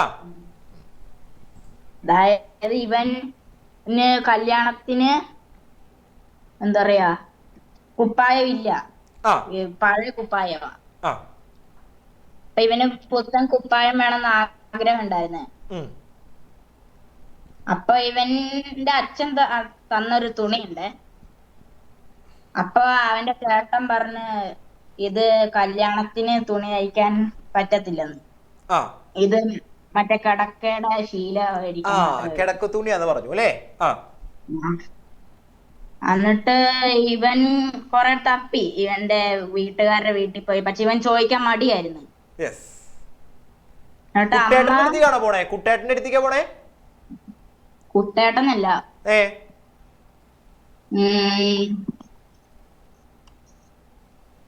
എന്തുവായിരുന്നു ആ ചേട്ടന്റെ ആ എന്തുവായിരുന്നു ആ ചേട്ടന്റെ പേര്?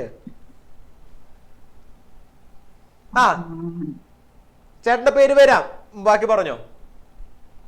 എന്നിട്ട് ഇവൻ വന്നിട്ട് വീട്ടിൽ വന്നപ്പോ അമ്മ പറഞ്ഞ് ഈ തുണിക്ക് എന്താടോ കുഴപ്പം? അതെ, ഈ തുണിക്ക് എന്താ കുഴപ്പം? നിനക്ക് തടിച്ചാ മതിയില്ലടാ അല്ലേ? ആ അല്ല പിന്നെ. എന്നിട്ട് ഇവൻ തയ്യൽക്കാരന് കൊടുത്ത്. ആ തയ്യൽക്കാരൻ പറഞ്ഞ് ഇത് അച്ഛൻ നല്ല തന്ന തുണിയല്ലേ, നല്ലതാണല്ലോന്ന്. ആ എന്നിട്ട് ഇവൻ തയ്ച്ചിട്ട് ഇവൻ ഈ പുത്തൻ ഷർട്ടിട്ട് ബാക്കിയുള്ളവർക്കെല്ലാം അസൂയ. പക്ഷെ ഇവൻ ഇങ്ങനെ പോകും. നമ്മളിങ്ങനെ പറയണ പോലെ അല്ലെ, വെളുത്തിട്ട് പാറി നടക്കണ പോലെ അല്ലേ? ആ ഡ്രസ്സൊക്കെ ഇട്ടപ്പോഴേക്കും അവൻ എന്തായി? എല്ലാവരും മുമ്പിലും അവൻ ഷൈൻ ചെയ്ത് ഇങ്ങനെ വെളുത്ത് പാറി നടക്കണം അല്ലേ?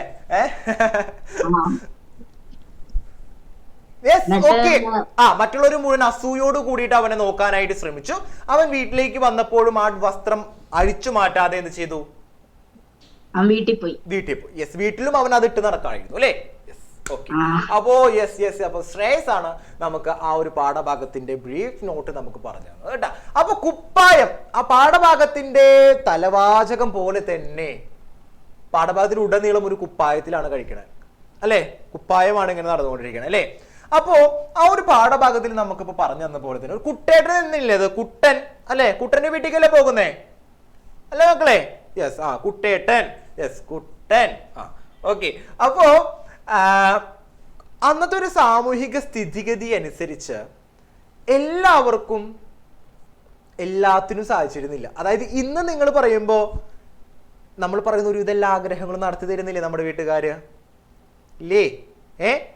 വിഷു ആയാലും ഓണായാലും ഇപ്പൊ എന്തൊരു ആഘോഷമായാലും എന്ത് വന്നാലും നമുക്ക് വസ്ത്രങ്ങൾ എടുക്കാനാണെങ്കിലും അല്ലെങ്കിൽ ഇപ്പൊ ഒന്നും വേണ്ട, ഇപ്പൊ നമ്മുടെ ഒരു ഡ്രസ്സിന്റെ ഇവിടെ ഒരു കീറി കഴിഞ്ഞിട്ടുണ്ടെങ്കിൽ പുതിയൊരു വസ്ത്രം നമുക്ക് അല്ലെങ്കിൽ വേണമെന്ന് പറഞ്ഞു കഴിഞ്ഞിട്ടുണ്ടെങ്കിൽ എങ്ങനെയാണെങ്കിലും അവർ നമുക്ക് വാങ്ങിത്തരും അല്ലേ? ഒരു ചെരുപ്പ് പൊട്ടിക്കഴിഞ്ഞിട്ടുണ്ടെങ്കിൽ അത് ഒറ്റ എന്ന് പറഞ്ഞിട്ട് ഒറ്റപ്പോക്കേ അല്ലേ? പോട്ടമില്ല അങ്ങനെ പറഞ്ഞിട്ട് പുതിയൊരു ചെരുപ്പ് വാങ്ങും, അങ്ങനെയൊക്കെ അല്ലേ? പക്ഷെ ഇന്ന് അതിനുള്ള ഒരു സാമ്പത്തിക സ്ഥിതികളിലേക്കൊക്കെ ഒരുവിധം എല്ലാവരും എത്തിക്കഴിഞ്ഞിട്ടുണ്ട്. ഇല്ലെങ്കിലും തൻ്റെ മക്കൾക്ക് എല്ലാം എത്തിച്ചു കൊടുക്കുന്നവരാണ് നമ്മുടെ ഒരുവിധം എല്ലാ പേരൻസും. പണ്ട് കാലഘട്ടത്തിൽ ഇതിനു പോലും കഴിയാത്തൊരു അവസ്ഥ ഉണ്ടായിരുന്നു. ഈ ഒരു പാഠഭാഗം കുപ്പായം എന്ന് പറഞ്ഞ പാഠഭാഗത്തിലേക്ക് കടക്കുമ്പോൾ നമുക്ക് കാണാനായിട്ട് സാധിക്കും, അവന് സ്കൂളിൽ പോകുമ്പോൾ അവൻ വിദ്യാലയത്തിലേക്ക് പോകുമ്പോൾ അവന് ഇടാനായിട്ടുള്ള വസ്ത്രത്തിന്റെ എണ്ണം പറയുന്നുണ്ട്. 2 ട്രൗസറും 2 ഷർട്ടും അങ്ങോട്ടുള്ളൂ അങ്ങോട്ട് പറയുന്നുണ്ട് അല്ലേ? ഇത് മാറി മാറി ഇട്ടിട്ട് വേണം പോകാനായിട്ട് സാധിക്കും. അപ്പൊ അതിൽ ചിലപ്പോൾ എന്തുണ്ടായിരിക്കും? കീറലും കോറലൊക്കെ വീണിട്ടുണ്ടായിരിക്കും. 3 ഓക്കെ. അപ്പൊ കീറലും കോറലൊക്കെ ഉണ്ടായിരിക്കും. യെസ്. അപ്പോ ആ കീറലും കോറലും ഉണ്ടെങ്കിലും അതൊന്നും എന്തില്ല, വകവെക്കാതെ അവൻ പോയിരുന്നു. കാരണം എന്താണ്? ഷർട്ട് പോലും ഇടാതെയുള്ള കുട്ടികള് അവിടെ പഠിക്കാനായിട്ട് വരുന്നുണ്ട്. അപ്പൊ അത് വെച്ച് നോക്കുമ്പോൾ അവൻ അതിലൊരു നാണക്കേടോ ഒന്നും അവൻ എന്ത് ചെയ്തിരുന്നില്ല, അനുഭവിച്ചിരുന്നില്ല. പക്ഷേ അവനെ സംബന്ധിച്ചിടത്തോളം ആ കുഞ്ഞു മനസ്സ് ആരുടെ പോലെ? ആ കുഞ്ഞു മനസ്സ് എന്നെ പോലെ കേട്ടാ, നിതിൻ സാറിന്റെ പോലെ ചെറിയ മനസ്സായിരുന്നു അവന്റെയും. ഓക്കെ. അപ്പോ പിള്ളേരുടെ മനസ്സിൽ ഇപ്പോഴും എന്താണെന്നറിയോ, ആ മുതുക്കം വന്നെന്ന് പറയാ കുഞ്ഞു മനസ്സെന്ന് അല്ലെ? ഓക്കെ.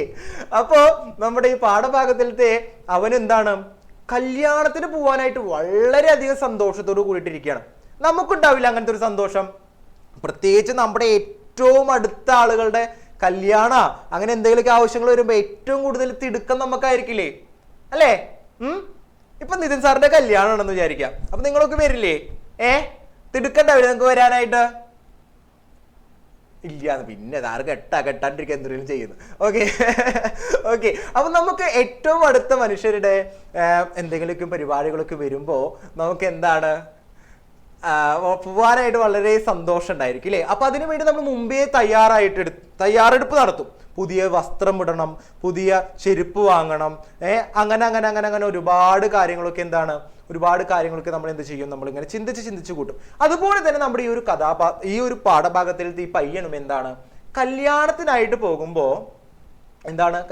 പോകുമ്പോ പുതിയൊരു കുപ്പായം തയ്പ്പിക്കണം, പുതിയൊരു കുപ്പായം ഇടണം എന്നൊരു ആഗ്രഹം ഉണ്ടായിരുന്നു. അവൻ അമ്മയുടെ പിന്നാലെ നടന്ന് ഇങ്ങനെ എപ്പോഴും പറയുന്നത് എനിക്ക് പുതിയ കുപ്പായം വേണം എന്നായിരുന്നു അല്ലേ?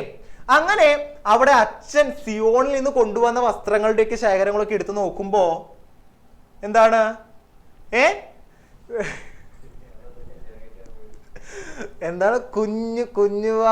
കുണുവാവ എന്ന് പറഞ്ഞിട്ട് കല്യാണം കഴിക്കാൻ പോവുകയാണോ എന്നല്ലേ? എനിക്കിട്ടൊരു തട്ടിയതാണ്. ഓക്കേടാ, കുഞ്ഞു മനസ്സാ. ഓക്കെ, അപ്പൊ കേൾക്കാം. അപ്പൊ എന്ത് ചെയ്യണം എന്ന് പറഞ്ഞേ? അപ്പൊ അമ്മയുടെ അടുത്ത് പോയി. അപ്പോ സിയോണിൽ നിന്നും അച്ഛൻ കൊണ്ടുവന്ന തുണിത്തരങ്ങളൊക്കെ എടുത്ത് നോക്കുന്നുണ്ട്. അപ്പൊ എല്ലാം ഓരോരുത്തർക്കും വിതരണം ചെയ്ത് കഴിഞ്ഞ് ബാക്കി അവിടെ എന്തോള്ളൂ? കിടക്ക തുണിയൊക്കെ മടിക്കാനുള്ള തുണി ഉണ്ടല്ലോ, ആ രീതിയിലുള്ള തുണി മാത്രമേ ഉള്ളൂ. അപ്പോ അത് അവിടേക്ക് മാറ്റി വെച്ച് അതിൽ ഡ്രസ്സ് അടിക്കാൻ പറ്റില്ലെന്ന് വെച്ചിട്ട് എന്നിട്ടാണ് അമ്മ പറയുന്നത് നീ കുട്ടന്റെ അവിടേക്ക് പോയിക്കോ അല്ലേ? കുട്ടന്റെ അടുത്തേക്ക് പോയിട്ട് അവന് ഒരുപാട് വസ്ത്രങ്ങൾ ഉണ്ടല്ലോ, അപ്പൊ അവനിൽ നിന്നും ഒരു ജോഡി വസ്ത്രം ഇങ്ങോട്ട് വാങ്ങിക്കോന്ന് പറയാണ്. അങ്ങനെ അവൻ വളരെ സന്തോഷത്തോടു കൂടി പോകുന്നുണ്ട്. കുട്ടേട്ടന്റെ അടുത്ത് പോയിട്ട് അവൻ ചോദിക്കുന്നുണ്ടാ? ഇല്ല. അവൻ ചോദിക്കാതിന് കാരണം എന്തായിരിക്കാം? ചിലപ്പോ ഇൻ കേസ് അവൻ ചോദിച്ചിട്ട് തന്നില്ലെങ്കിൽ അത് അവന് വളരെ വലിയ വിഷമം ഉണ്ടാക്കും അല്ലേ? അത്രയ്ക്ക് ആഗ്രഹിച്ചിട്ടായിരിക്കും അവൻ പോയി ചോദിക്കുക. അങ്ങനെ പോയി ചോദിച്ചിട്ട് തന്നില്ലെങ്കിലാ എന്തുണ്ടാവാ? സങ്കടാവും. അത് സ്വാഭാവികമായിട്ട് സങ്കടാവും അല്ലേ? അപ്പൊ അതുകൊണ്ട് തന്നെ അവൻ ചോദിച്ചില്ല. പക്ഷെ അവിടെ ചെല്ലുമ്പോ അവൻ കാണുന്ന ഒരു കാഴ്ചയുണ്ട്. വീട്ടിൽ പോലും കുട്ടേട്ടൻ ഇട്ട് നിൽക്കുന്ന വസ്ത്രം അടിപൊളിയായിട്ടുള്ള നല്ല വസ്ത്രമാണ് ഇട്ട് നിൽക്കുന്നത് അല്ലേ? അതാണ് നമുക്ക് അവിടെ കാണാനായിട്ട് സാധിക്കുന്നത്. അപ്പൊ പറയാണ് ചേട്ടൻ അവിടെ ഇട്ട് നിൽക്കുന്ന പോലെ. അപ്പോ പെട്ടിയിലിരിക്കുന്ന വസ്ത്രങ്ങൾക്ക് എത്ര ഭംഗിയുള്ളതായിരിക്കും എന്നൊക്കെ ചിന്തിക്കുന്നുണ്ട്. പക്ഷേ അവൻ ചോദിക്കാതെ ഇങ്ങനെ മടങ്ങി വരുന്ന ഒരു കാഴ്ചയും നമുക്ക് കാണാനായിട്ട് സാധിക്കുന്നുണ്ട്. അങ്ങനെയാണ് പിന്നീട് എവിടേക്ക് തന്നെ കടന്നു പോകുന്നത്? എന്റെ ദൈവമേ, എവിടേക്ക് തന്നെ കടന്നു പോകുന്നേ? തുണിയില്ലേ? ഏത് തുണി? ആ കിടക്കയുടെ കവറടിക്കാനായിട്ട് കൊണ്ടുവന്നിട്ടുള്ള തുണിയില്ലേ? ആ തുണിയിലേക്ക് പോകുന്നത് അല്ലേ? യെസ്, അവിടേക്ക് പോകുന്നത്. അങ്ങനെ ആ തുണി കൊണ്ടുപോയിട്ട് വസ്ത്രം അടിക്കുന്നു, ഒരു കുപ്പായം അടിക്കുന്നു. കുപ്പായം ഇട്ടിട്ട് പോകുമ്പോൾ മുമ്പേ പറഞ്ഞപ്പോഴത്തേന് അവൻ തിളങ്ങി നിൽക്കാന്ന് പറയാൻ കാരണം എന്താണ്? ആ വസ്ത്രത്തിൽ അവനെ കാണാൻ നല്ല ഭംഗിയുണ്ടായിരുന്നു. എല്ലാവരും അവനിങ്ങനെ സൂക്ഷിച്ച് എന്ത് ചെയ്യാനായിട്ട് തുടങ്ങി? നോക്കാനായിട്ട് ശ്രദ്ധിച്ചു. അവന് ഒരുപാട് സന്തോഷമായി. ആ ഒരു ആത്മാഭിമാനം ഇങ്ങനെ ഇവിടെ നിന്ന് ഇങ്ങനെ കയറി വരാന്ന് പറയില്ലേ, അതുപോലെ വളരെ സന്തോഷത്തോട് കൂടിയിട്ടാണ് അവൻ അവിടെ നിന്നിരുന്നത്. ആ സന്തോഷമാണ് അവൻ ആ കല്യാണ വീട്ടിൽ നിന്നും വീട്ടിലേക്ക് എത്തിയിട്ടും ആ വസ്ത്രം അഴിച്ചു മാറ്റാനായിട്ട് പറയുമ്പോഴും അത് അഴിച്ചു മാറ്റാതെ അവിടെ അവൻ പരതി നടക്കുന്നത്. കല്യാണത്തിന്റെ അവിടെ നിന്ന് കിട്ടിയ നാരങ്ങയും ഉരുട്ടി അവൻ ആ വസ്ത്രവും ഇട്ട് അങ്ങനെ കറങ്ങി നടക്കുന്നത് അല്ലേ? യെസ്. അപ്പൊ ഇതാണ് ഈ ഒരു പാഠഭാഗം. കുപ്പായം എന്ന് പറഞ്ഞ പാഠഭാഗം ചർച്ച ചെയ്യുന്നത് ഈ ഒരു ആശയമാണ്. ഈ ഒരു പാഠഭാഗത്തിൽ നമ്മൾ കാണാതെ പോകുന്ന ചില കാര്യങ്ങൾ കൂടി ഒന്ന് സാർ ഓർമ്മപ്പെടുത്തുന്നു. എന്താന്ന് വെച്ചിട്ടുണ്ടെങ്കിൽ നമ്മൾ കുപ്പായത്തിന്റെ ആ ഭംഗിയും മറ്റു സംഭവങ്ങളൊക്കെയും കടക്കുമ്പോഴും അന്നത്തെ സാമൂഹിക വ്യവസ്ഥിതിയെ നമ്മൾ ഇതിൽ കാണേണ്ടിയിരിക്കുന്നു. അതായത് അന്നത്തെ ചുറ്റുപാട്, അന്നത്തെ സാഹചര്യങ്ങൾ, അന്നത്തെ നേരത്തെ ഭക്ഷണം കഴിക്കാൻ കിട്ടാത്ത ഒരുപാട് മനുഷ്യർ നിൽക്കുന്ന സാഹചര്യം ഉണ്ടായിരുന്ന കാലഘട്ടമായിരുന്നു അത്. അതിനെ സൂചിപ്പിക്കുന്നതാണ് അവൻ പറയുന്നുണ്ട്. വസ്ത്രം പോലും, അതായത് ഷർട്ട് പോലും ഇടാതെ ആര് വരുന്നുണ്ട്? സ്കൂളിൽ കുട്ടികൾ വരുന്നുണ്ട് അല്ലേ? യെസ്. അപ്പൊ അതൊക്കെ ആ ഒരു നേരത്തെ അല്ലെങ്കിൽ ഒന്ന് നാണം മറയ്ക്കാൻ പോലും വസ്ത്രമില്ലാത്ത രീതിയിലേക്ക് പലരും വരുന്നുണ്ട്. അപ്പൊ അവർക്ക് ഒരു നേരം ഭക്ഷണം പോലും കിട്ടുന്നുണ്ടോ എന്ന് ചോദിച്ചിട്ടുണ്ടെങ്കിൽ ചിലപ്പോൾ കിട്ടുകയുണ്ടാവില്ല അല്ലെ? അപ്പൊ അതുപോലെ വളരെ ബുദ്ധിമുട്ടി ജീവിച്ചിരുന്ന മനുഷ്യരെ അടയാളപ്പെടുത്തുന്ന അല്ലെങ്കിൽ ആ ഒരു സാഹചര്യങ്ങളൊക്കെ അടയാളപ്പെടുത്തുക കൂടി കുപ്പായം എന്ന് പറഞ്ഞ പാഠഭാഗത്തിൽ നടത്തുന്നുണ്ട്. മനസ്സിലായ? ഈ ഒരു പാഠഭാഗം വായിക്കുമ്പോൾ അതിൽ നിന്ന് നമ്മൾ ഇവിടേക്ക് കൊണ്ടുവരേണ്ട ഒരു ആശയമാണ് ഇപ്പൊ പറഞ്ഞത്. എന്താശയമാണ് അത് നമ്മൾ പറഞ്ഞത്? അതായത് അന്നത്തെ ചുറ്റുപാട് എങ്ങനെയായിരുന്നു, അന്നത്തെ ജീവിത സാഹചര്യങ്ങൾ എങ്ങനെയായിരുന്നു എന്ന കാര്യം നിങ്ങൾ ഇവിടെ എത്തിക്കണം ണ്ടാ കേട്ടാ. അപ്പോ അതിനൊക്കെ ആസ്പദമാക്കിയിട്ടാണ് കുപ്പായം എന്ന് പറഞ്ഞ പാഠഭാഗം മുന്നോട്ട് പോയിട്ടുള്ളത്. ഓക്കെ അല്ലേ മക്കളെ? കുപ്പായം ഓക്കെ അല്ലേ? യെസ്, ഓക്കെ ആണ്. ഓക്കെ, അപ്പോൾ കുപ്പായം എന്ന് പറഞ്ഞ പാഠഭാഗം നമ്മൾ കണ്ടു. അതുപോലെ തന്നെ നമ്മുടെ ഏറ്റവും അവസാനത്തെ യൂണിറ്റിലെ 3 പാഠഭാഗങ്ങളാണ് നമ്മൾ കണ്ടത് കേട്ടോ. അപ്പൊ 3 പാഠഭാഗങ്ങളും അടിപൊളിയായിട്ട് എൻ്റെ മക്കൾക്ക് ഉഷാറായിട്ട് മനസ്സിലായിട്ടുണ്ട് എന്ന് വിചാരിക്കുകയാണ്. അപ്പൊ 3 പാഠഭാഗങ്ങളും കൂടുതൽ ശ്രദ്ധയോടുകൂടി വായിക്കേണ്ട പാഠഭാഗങ്ങളാണ് എന്ന് ഒരിക്കൽ കൂടി ഓർമ്മപ്പെടുത്തുകയാണ്. കാരണം എന്താണ്, നമ്മൾ ഇതുവരെ എഴുതിയ പരീക്ഷകളിൽ ഒന്നും നമ്മൾ പരാമർശിക്കാത്ത പാഠഭാഗങ്ങളാണ്, നമ്മൾ തൊട്ടു നോക്കാത്ത പാഠഭാഗങ്ങളാണ് ഈ 3 അല്ലേ മക്കളെ? യെസ്, ആനുവൽ എക്സാമിനാണ്, ഏറ്റവും അവസാനത്തെ ഈ പരീക്ഷയ്ക്കാണ് നമ്മൾ ഈ പാഠഭാഗങ്ങൾ പരീക്ഷ എഴുതാനായിട്ട് പോകുന്നത്. അപ്പൊ അതുകൊണ്ട് തന്നെ ഈ ഒരു പാഠഭാഗങ്ങളെ വളരെ ശ്രദ്ധയോടുകൂടി തന്നെ വായിച്ചെടുക്കാനായിട്ട് ശ്രമിക്കുക. മുമ്പേ പറഞ്ഞതുപോലെ തന്നെ പാഠഭാഗത്തിന്റെ ഉള്ളിലേക്ക് ഇറങ്ങിയിട്ട് വായിക്കാനായിട്ട് ശ്രദ്ധിക്കണം. അത് പറയാൻ കാരണം എന്താണ്, ഉള്ളിൽ നിന്നുമുള്ള ചോദ്യങ്ങളായിരിക്കും നമുക്ക് കൂടുതൽ ചോദിക്കാനുള്ള ചാൻസ്. അതായത് 2 മാർക്കിനും 1 മാർക്കിനും ഒക്കെ നമുക്ക് ഉള്ളിലെ ഏതെങ്കിലും വരികളൊക്കെ തന്നിട്ട് ചോദിച്ചു കഴിഞ്ഞാൽ അതിന് കൃത്യമായിട്ട് ഉത്തരം എഴുതണമെങ്കിൽ നമുക്ക് ഏത് പാഠഭാഗത്തിൽ നിന്നും വന്നതാണ് എന്ന് മനസ്സിലാകണം. അപ്പൊ അതിനു വേണ്ടി എന്ത് ചെയ്യണം, എൻ്റെ മക്കൾ നല്ല രീതിയിൽ തന്നെ ആ പാഠഭാഗം ഉള്ളിലേക്ക് ഇറങ്ങി ഇതുവരെ വായിച്ചിട്ടില്ല എങ്കിൽ വായിക്കാനായിട്ട് ശ്രദ്ധിക്കൂലേ, ചെയ്യൂലേ? Yes, okay.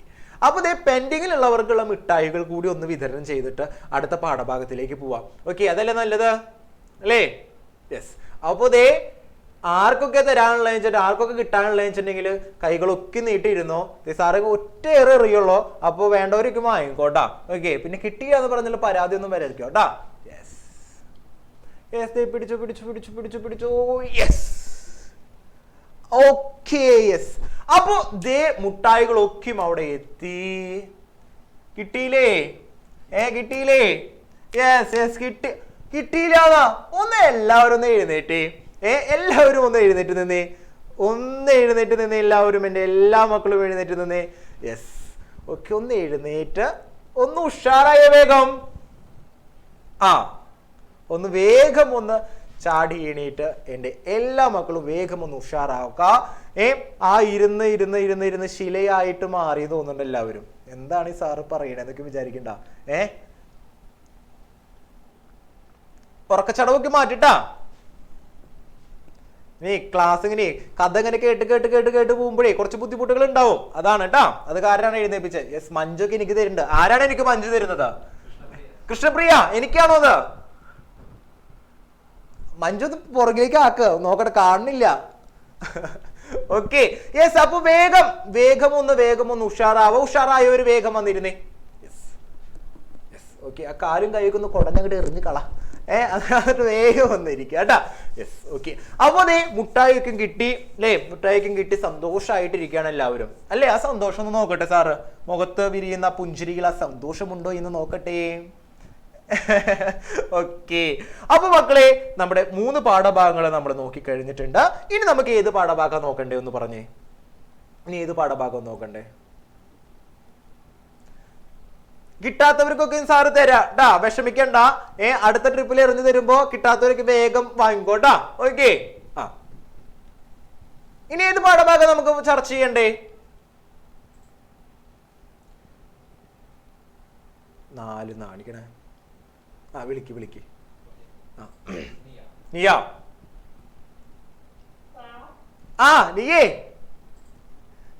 ഞാൻ ബാക്കിന്ന് അതാണോ പറഞ്ഞത്? ഓക്കെ, ബാക്കി ഇനി ഉണ്ടെന്ന് പറഞ്ഞതാണോ? ഓക്കെ.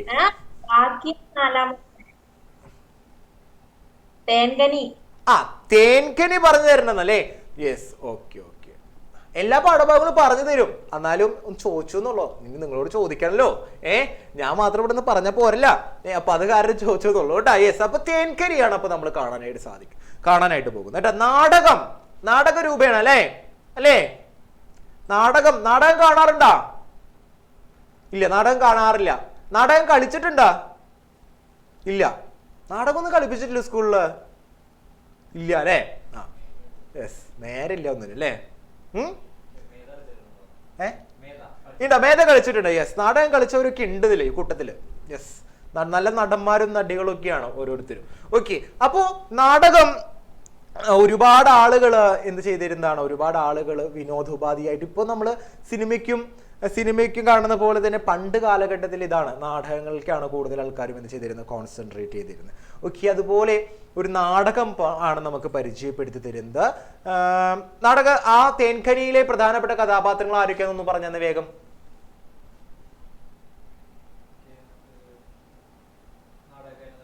നാടകകാരിയെ തന്നെ വിളിക്കാം നമുക്ക്.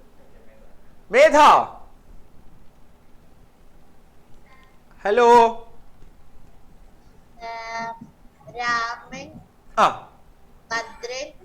രാമൻ, ഭദ്രൻ, പിന്നെ കുട്ടികളുണ്ട്, പിന്നെ ആരാണ്, വനഗായകനുണ്ട് അല്ലേ?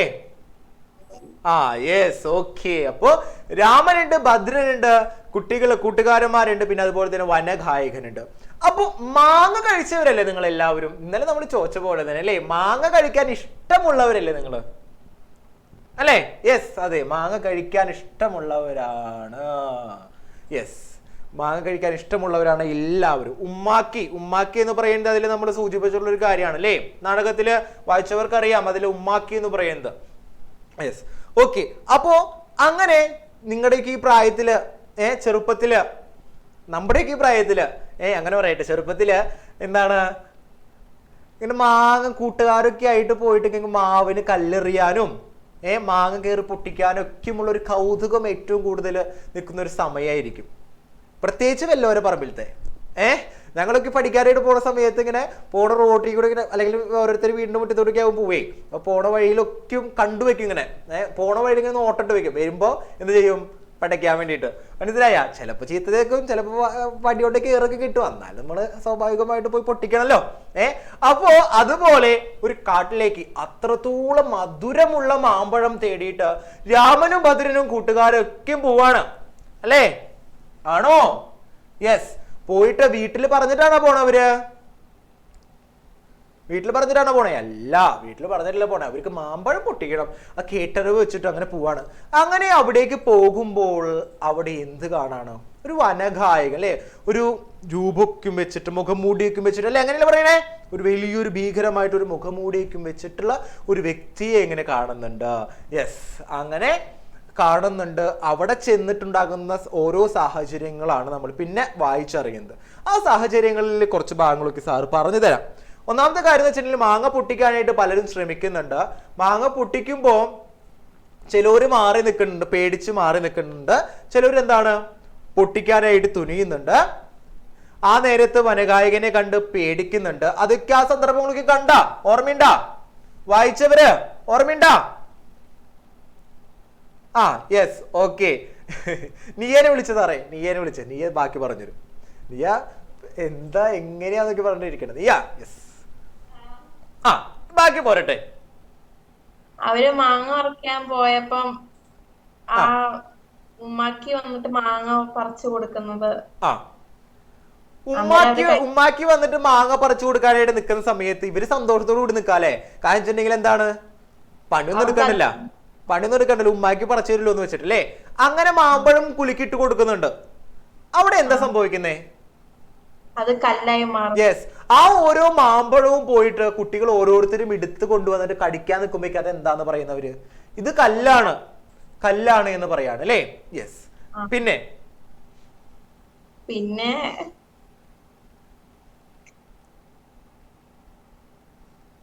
പിന്നെ യെസ്. അപ്പോ നീയോ നമുക്ക് ഒരെണ്ണം പറഞ്ഞു തന്നു. ഇനി അടുത്തത് ആരാ പറഞ്ഞുതരാൻ പോണേ? യെസ്, ആരാണ്? കെവിൻ. യെസ്,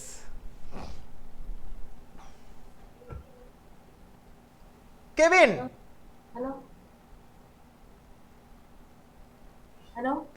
കേക്കണ്ട് മോനെ, കേക്കണ്ട്. ശബ്ദം കുറച്ചേച്ച് കേക്കണല്ലോ. പറഞ്ഞോ. യെസ്, അവിടെ നമുക്കൊരു ഇത് കിട്ടുന്നുണ്ട് അല്ലെ? എന്താ കിട്ടുന്നത് അവിടെ? ഒരു വലിയൊരു സന്ദേശം തരുന്നുണ്ട്. ആ സന്ദേശം എന്തായിരുന്നു? ആ മാമ്പഴങ്ങൾ മുഴുവൻ കല്ലായിട്ട് മാറാനുള്ള കാരണം അവിടെ പറഞ്ഞു കൊടുക്കുന്നുണ്ട്. എന്താണ്? അധ്വാനിക്കാതെ നേടിയെടുത്തതാണ് അത് അല്ലേ? അവരധ്വാനിക്കാതെ നേടിയെടുത്തതെന്നാണ് കെവിൻ പറയുന്നത്. അതുകൊണ്ടാണ് അതെന്തായത് കല്ലായി മാറിയത്, കല്ലായിട്ട് അനുഭവപ്പെട്ടത് എന്നാണ് പറയുന്നത്. യെസ്. ഇനി ബാക്കി എന്തൊക്കെയാ പറയാനുള്ള പാഠഭാഗത്തില്? Diya. Yes, Diya. Good evening sir. Good evening മോളെ. ഗുഡ് ഈവനിങ് മോളെ. Good evening. ആ യെസ്. ഇനി എന്താണ് പാഠഭാഗത്തിൽ നമുക്ക് പറയാനുള്ളത്? അവര് എന്നിട്ട് കേറി പറിച്ചു. ആ, കേറി പറിച്ചു. പിന്നെ അവിടുന്ന് എന്തോ ഒച്ച കേട്ട് ഭദ്രന്റെ കൂട്ടുകാരെല്ലാവരും മരിപ്പന്ന് താഴേക്ക് വീണു. ആ, താഴേക്ക് വീഴുന്നു. അപ്പൊ ഉമ്മാക്കിയോട് ഭദ്രൻ പറഞ്ഞു ഇവരൊന്നും ഇല്ലാതെ ഞാൻ എങ്ങനെ വീട്ടിലേക്ക് തിരിച്ചു പോകും. ആ, അപ്പം കാട്ടിൽ പോയി മരുന്ന് പറിച്ചു കൊണ്ടുവരാൻ വേണ്ടി ഉമ്മാക്കി പറഞ്ഞപ്പം ഉമ്മാക്കിയും കൂടെ വരുമോ ചോദിച്ചപ്പം പറഞ്ഞു എനിക്ക് കയ്യൂല. അങ്ങനെ പറഞ്ഞപ്പോ അവ ഭദ്ര ഒറ്റയ്ക്ക് പോയി പറിച്ചുകൊണ്ടെന്ന് ഓരെ റെഡിയാക്കി രക്ഷിച്ച്. Yes, okay. അപ്പൊ ദേ നോക്കാം, പിന്നെയാണ് കഥയിൽ വീണ്ടും വീണ്ടും ട്വിസ്റ്റ് അങ്ങനെ ഓരോന്ന് വരാണ് കേട്ടാ. വീട്ടിൽ പറയാണ്ടാണ് വന്നുള്ളതെന്ന കാര്യം ഓർക്കണേ. അങ്ങനെ വന്നിട്ട് ഇവന്മാരെല്ലാവരും എങ്ങിട്ട് മരത്തിന്റെ മുകളിൽ അങ്ങോട്ട് കയറിയിട്ട് മാമ്പഴൊക്കെയും പറിക്കാനായിട്ട് തുടങ്ങി. ആ സമയത്ത് ഈ കൂട്ടുകാർ മുഴുവൻ അവിടെ നിന്ന് വീണ് എന്താണ് ബോധമില്ലാതെ കിടക്കാണ്. ഇത് കണ്ടപ്പോ നമ്മുടെ ഭദ്രന് ആകെ പേടിയായി. ഭദ്രന് പക്ഷെ പേടിയാണെങ്കിൽ അവിടെ നിന്ന് പോവാനായിട്ട് പറ്റുമോ? ഇല്ല അല്ലേ? കാരണം എന്താണ്, അവന്റെ കൂടെ അല്ലെങ്കിൽ അവനും കൂടിയിട്ടാണ്, ഇവരെല്ലാവരും കൂടിയിട്ടാണ് അങ്ങോട്ട് വന്നത്. ഇവരില്ലാതെ എനിക്ക് മടങ്ങി പോവാനായിട്ട് സാധിക്കില്ല എന്ന് ആര് പറയാണ്? ഭദ്രൻ പറയാണ്, അല്ലെങ്കിൽ മനസ്സിൽ വിചാരിക്കുകയാണ്. ഓക്കെ. എന്നിട്ട് ഇതിൽ നിന്നും ഇവരെ എങ്ങനെയാണ് ഉണർത്തുക എന്നുള്ളൊരു ചിന്ത വരുമ്പോ നമ്മുടെ ഉമ്മാക്കിയോട് ചോദിക്കുന്നുണ്ട്. എന്താ ചോദിക്കുന്നത്? ഇവരെങ്ങനെയാണ് രക്ഷിച്ചെടുക്കുക? അപ്പോഴാണ് ആ മരുന്നിനെ കുറിച്ച് പറയുന്നത് അല്ലേ? അപ്പൊ മരുന്ന് പറിച്ചു കൊണ്ടുവരാനായിട്ട് പറയുന്നുണ്ട്. അപ്പോഴും അവരെന്താ പറയുന്നേ? എന്റെ കൂടെ വരുമോ എന്ന് ചോദിക്കുന്നുണ്ട് അല്ലേ? ഇല്ലേ? യെസ്. അവിടെ കൂട്ടിനൊരാളെ കൊണ്ടുപോകാനായിട്ട് ശ്രമിക്കുക. കാരണം തനിക്ക് പോയിട്ട് പറിക്കാനായിട്ട് പറ്റില്ല എന്നുള്ള രീതിയിലേക്ക്. പക്ഷെ പറ്റില്ല എന്ന് പറഞ്ഞിട്ട് തന്നെ ഭദ്രൻ പോയി, തൻ്റെ കൂട്ടുകാർക്ക് വേണ്ടി ഭദ്രൻ പോയി അവിടെ നിന്ന് മരുന്നുകളൊക്കെ പറിച്ചു കൊണ്ടുവന്ന് അങ്ങനെ രക്ഷപ്പെട്ട് പോകുന്ന ഒരു അവസ്ഥയിലേക്കാണ് എത്തുന്നത്. അപ്പോൾ ഈ ഒരു പാഠഭാഗത്തിൽ പൂർണ്ണമായിട്ട് നമുക്ക് കാണിച്ചു തരുന്നത് എന്താണ്? നമ്മൾ മുമ്പേ കെവിൻ പറഞ്ഞതുപോലെ തന്നെ അധ്വാനിച്ചാൽ മാത്രമേ, അല്ലെങ്കിൽ അധ്വാനിക്കാത്തതിന്റെ ഫലത്തിന് ഫലം എന്ന് പറയില്ല, ഫലം ട്ടാ. ഓക്കെ. അധ്വാനിക്കാത്തതിന്റെ ഫലം മധുരമുള്ളതല്ല എന്നാണ് കാണിക്കുന്നത്. അതാണ് ആ മധുരമുള്ള മാമ്പഴം പറിച്ചു തിന്നാനായിട്ട് കൊതിച്ചു വന്ന അവർക്ക് ഉമ്മാക്കി എറിഞ്ഞുകൊടുത്ത മാമ്പഴങ്ങൾ കല്ലായിട്ട് അനുഭവപ്പെടാനായിട്ട് കാരണം. മനസ്സിലായ? അതായത് എന്താണെങ്കിലും അത് സ്വയം അധ്വാനിച്ച് നേടണം. എന്താണെങ്കിലും അത് സ്വയം ഓരോ മനുഷ്യരും അധ്വാനിച്ച് നേടണം. എങ്കിൽ മാത്രമേ അതിന് എന്തുള്ളൂ? മൂല്യമുണ്ടാകുകയുള്ളൂ. മറ്റുള്ളവരുടെ വിയർപ്പിന്റെ ഭാഗമാകാനല്ല നമ്മൾ നിൽക്കേണ്ടത്. നമ്മൾ സ്വയം വിയർത്ത് എന്ത് ചെയ്യണം? ജീവിതം മുന്നോട്ട് കൊണ്ടുപോകാനായിട്ട് ശ്രമിക്കണം. ഓക്കെ ട്ടാ. മറ്റുള്ളവരെ പറ്റി നിന്നുകൊണ്ട് ഇങ്ങനെ പറ്റി ജീവിച്ചു പോകലല്ല, മറിച്ച് നമ്മൾ സ്വയം അധ്വാനിച്ച് നമ്മുടെ കാര്യങ്ങൾക്ക് കൂടുതൽ പ്രാധാന്യം കൊടുത്ത് ജീവിച്ചു പോകാനായിട്ട് സാധിക്കണം. അങ്ങനെയാണ് ഈ ഒരു പാഠഭാഗം നമുക്ക് പകർന്നു തരുന്നത്. ഓക്കെ. അപ്പോ തേൻകനി എന്ന് പറഞ്ഞ പാഠഭാഗവും ഇവിടെ അവസാനിക്കാണ് കേട്ടാ. യെസ്. ഓക്കെ. അപ്പോ 3 പാഠങ്ങൾ പ്ലസ് 4ാമത്തെ പാഠമായ തേൻകനിയും നമ്മൾ ഇവിടെ പറഞ്ഞു കഴിഞ്ഞിട്ടുണ്ട്. 4 പാഠഭാഗങ്ങളാണ് നമ്മൾ ചർച്ച ചെയ്തത്. ഇനി നമുക്ക് എത്ര പാഠഭാഗങ്ങൾ ചർച്ച ചെയ്യാനുണ്ട്? 5 പാഠഭാഗങ്ങൾ ചർച്ച ചെയ്യാനുണ്ട്. അപ്പോൾ ദേ നമ്മളൊരു ചെറിയൊരു ബ്രേക്ക് എടുത്തിട്ട് വരാം. എത്ര മിനിറ്റ് സാറേ? 10 മിനിറ്റ് കൊടുക്കുക. ഓക്കെ. അപ്പൊ അങ്ങനെയാണെങ്കിൽ ഒരു 10 മിനിറ്റ് നമ്മൾ ബ്രേക്ക് എടുത്തിട്ട് നമുക്ക് ഓടി വരാം ടാ. യെസ് മക്കളെ, മടങ്ങി വരൂ. വേഗം ഓടി വന്നിട്ട് വീഡിയോ ഒക്കെ ഓൺ ആക്കിയിട്ടിരിക്കുക. ഓക്കെ. യെസ്. അപ്പൊ നമ്മൾ 4 പാഠഭാഗങ്ങളാണ് ചർച്ച ചെയ്തത്. നമ്മൾ 4 പാഠഭാഗങ്ങൾ നമ്മുടെ ചർച്ച ചെയ്ത് കഴിഞ്ഞു. ഇനി നമ്മൾ കടക്കാനായിട്ട് പോകുന്നത് 2 മത്സ്യങ്ങൾ എന്ന് പറഞ്ഞ പാഠഭാഗത്തേക്കാണ് കേട്ടോ.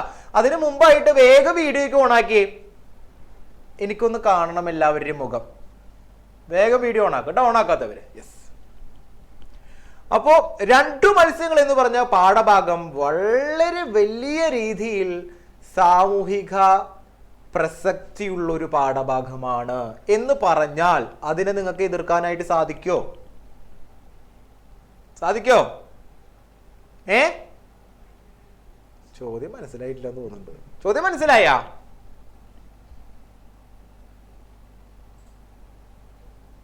കിട്ടും പണമെങ്കിൽ ഇപ്പോൾ, അത് പറഞ്ഞു തരാം. ഓക്കെ, അത് അടുത്ത് പറഞ്ഞുതരാം കേട്ടാ. അത് പറഞ്ഞുതരാം. ഇപ്പൊ ഇത് 2 മത്സ്യങ്ങൾ എന്തായാലും കഴിയട്ടെ, എന്നിട്ട് കിട്ടും പണമെങ്കിൽ ഇപ്പോൾ അത് നമുക്ക് പറയാം. ഓക്കെ, അപ്പോ 2 മത്സ്യങ്ങൾ എന്ന് പറയുന്ന ഒരു സാമൂഹിക വിഷയത്തെ, ഒരു സാമൂഹിക വിപത്തിനെ കുറിച്ച് പറയുന്നതാണ് എന്ന് പറഞ്ഞു കഴിഞ്ഞാൽ നിങ്ങൾ അതിനോട് യോജിക്കുന്നുണ്ടോ? സാമൂഹിക പ്രസക്തിയുള്ള ഒരു പാഠഭാഗമാണ് 2 മത്സ്യങ്ങൾ എന്ന് പറഞ്ഞാൽ അതിനോട് യോജിക്കുന്നുണ്ടാ? ഒന്ന് റെസ്പോണ്ട് ചെയ്തേ. പാഠം മുഴുവൻ വായിച്ച് തീർന്നോന്ന് ചോദിച്ചിട്ടുണ്ടെങ്കിൽ കഴിഞ്ഞു എന്ന് അങ്ങോട്ട് പറയും എല്ലാവരും. എന്നിട്ട് വല്ല ചോദ്യം ചോദിച്ചു കഴിഞ്ഞിട്ട് ഒരാൾക്ക് റെസ്പോൺസ് ഇല്ല. ഇമ്പോർട്ടന്റ് ചാപ്റ്റർ ആണോ എന്ന് ചോദിച്ചു കഴിഞ്ഞിട്ടുണ്ടെങ്കിൽ നമുക്കൊരു എസ്സേ ടൈപ്പ് ചോദ്യം ഇതിന് ചോദിക്കാനുള്ള ചാൻസ് ഉണ്ട്. അതായത് പ്രകൃതിയെ മനുഷ്യൻ എന്താക്കിക്കൊണ്ടിരിക്കുകയാണ്? ചൂഷണം ചെയ്തുകൊണ്ടിരിക്കുകയാണ് അല്ലേ? പല രീതിയിൽ നമ്മൾ ഇന്നലെ ചർച്ച ചെയ്തപ്പോൾ പറഞ്ഞിട്ടുണ്ടായിരുന്നു. പല രീതിയിലാണ് പ്രകൃതിയെ മനുഷ്യർ എന്ത് ചെയ്തുകൊണ്ടിരിക്കുന്നത്? ചൂഷണം ചെയ്തുകൊണ്ടിരിക്കുന്നത്.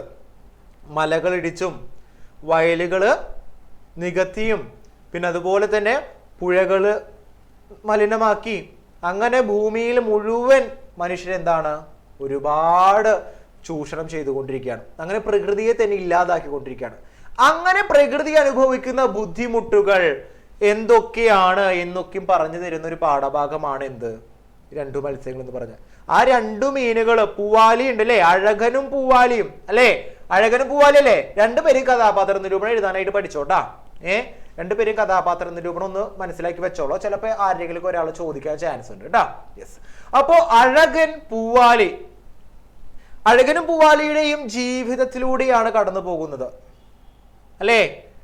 അവര് മനസമാധാനത്തോട് കൂടിയിട്ട് ജീവിച്ചു കൊണ്ടിരിക്കുകയാണ്. എവിടെ? ഒരു ജലാശയത്തില്. അവിടെ ജീവിച്ചുകൊണ്ടിരിക്കുന്നതിനിടയിലാണ് എന്ത്? അവരുടെ കുലം നിന്ന് വരണമെങ്കിൽ അല്ലെങ്കിൽ നിലനിന്ന് പോകണമെങ്കിൽ എന്ത് വേണം? അവരുടെ മക്കള് വേണം അല്ലേ? അപ്പോ പൂവാലി കുഞ്ഞുങ്ങളെ മുട്ടയിടാറായി അല്ലേ? അതെ, ഒരു വികാരമില്ലാണ്ടിരിക്കണ്ടേ, അത് കാരണം ഞാൻ ചോദിക്കണത്. ഓക്കെ, അപ്പൊ അങ്ങനെയായി. അപ്പോ സാധാരണമായിട്ട് എന്താ ചെയ്യാറ്? ഈ വെള്ളത്തിൽ അവരെന്ത് ചെയ്യില്ല? കുഞ്ഞുങ്ങൾക്ക് മുട്ടയിടോ? ഇല്ല. ശുദ്ധജലം ഉണ്ട് അല്ലേ? ആ ശുദ്ധജല തടാകത്തിലേക്ക് പോണം അല്ലേ? ആ കാവിന്റെ അവിടെയുള്ള അല്ലേ? യെസ്, അവിടേക്ക് പോണം. അപ്പൊ അവിടേക്കുള്ള യാത്ര തുടങ്ങാനായിട്ട് പോവാണ്. യാത്ര തുടങ്ങാനായിട്ട് പോകുന്നതിന് മുമ്പിൽ ഒരുപാട് കാര്യങ്ങൾ തരണം ചെയ്തിട്ടാണ് പോകുന്നത്. പ്രധാനപ്പെട്ട വെല്ലുവിളി ആരാണ്?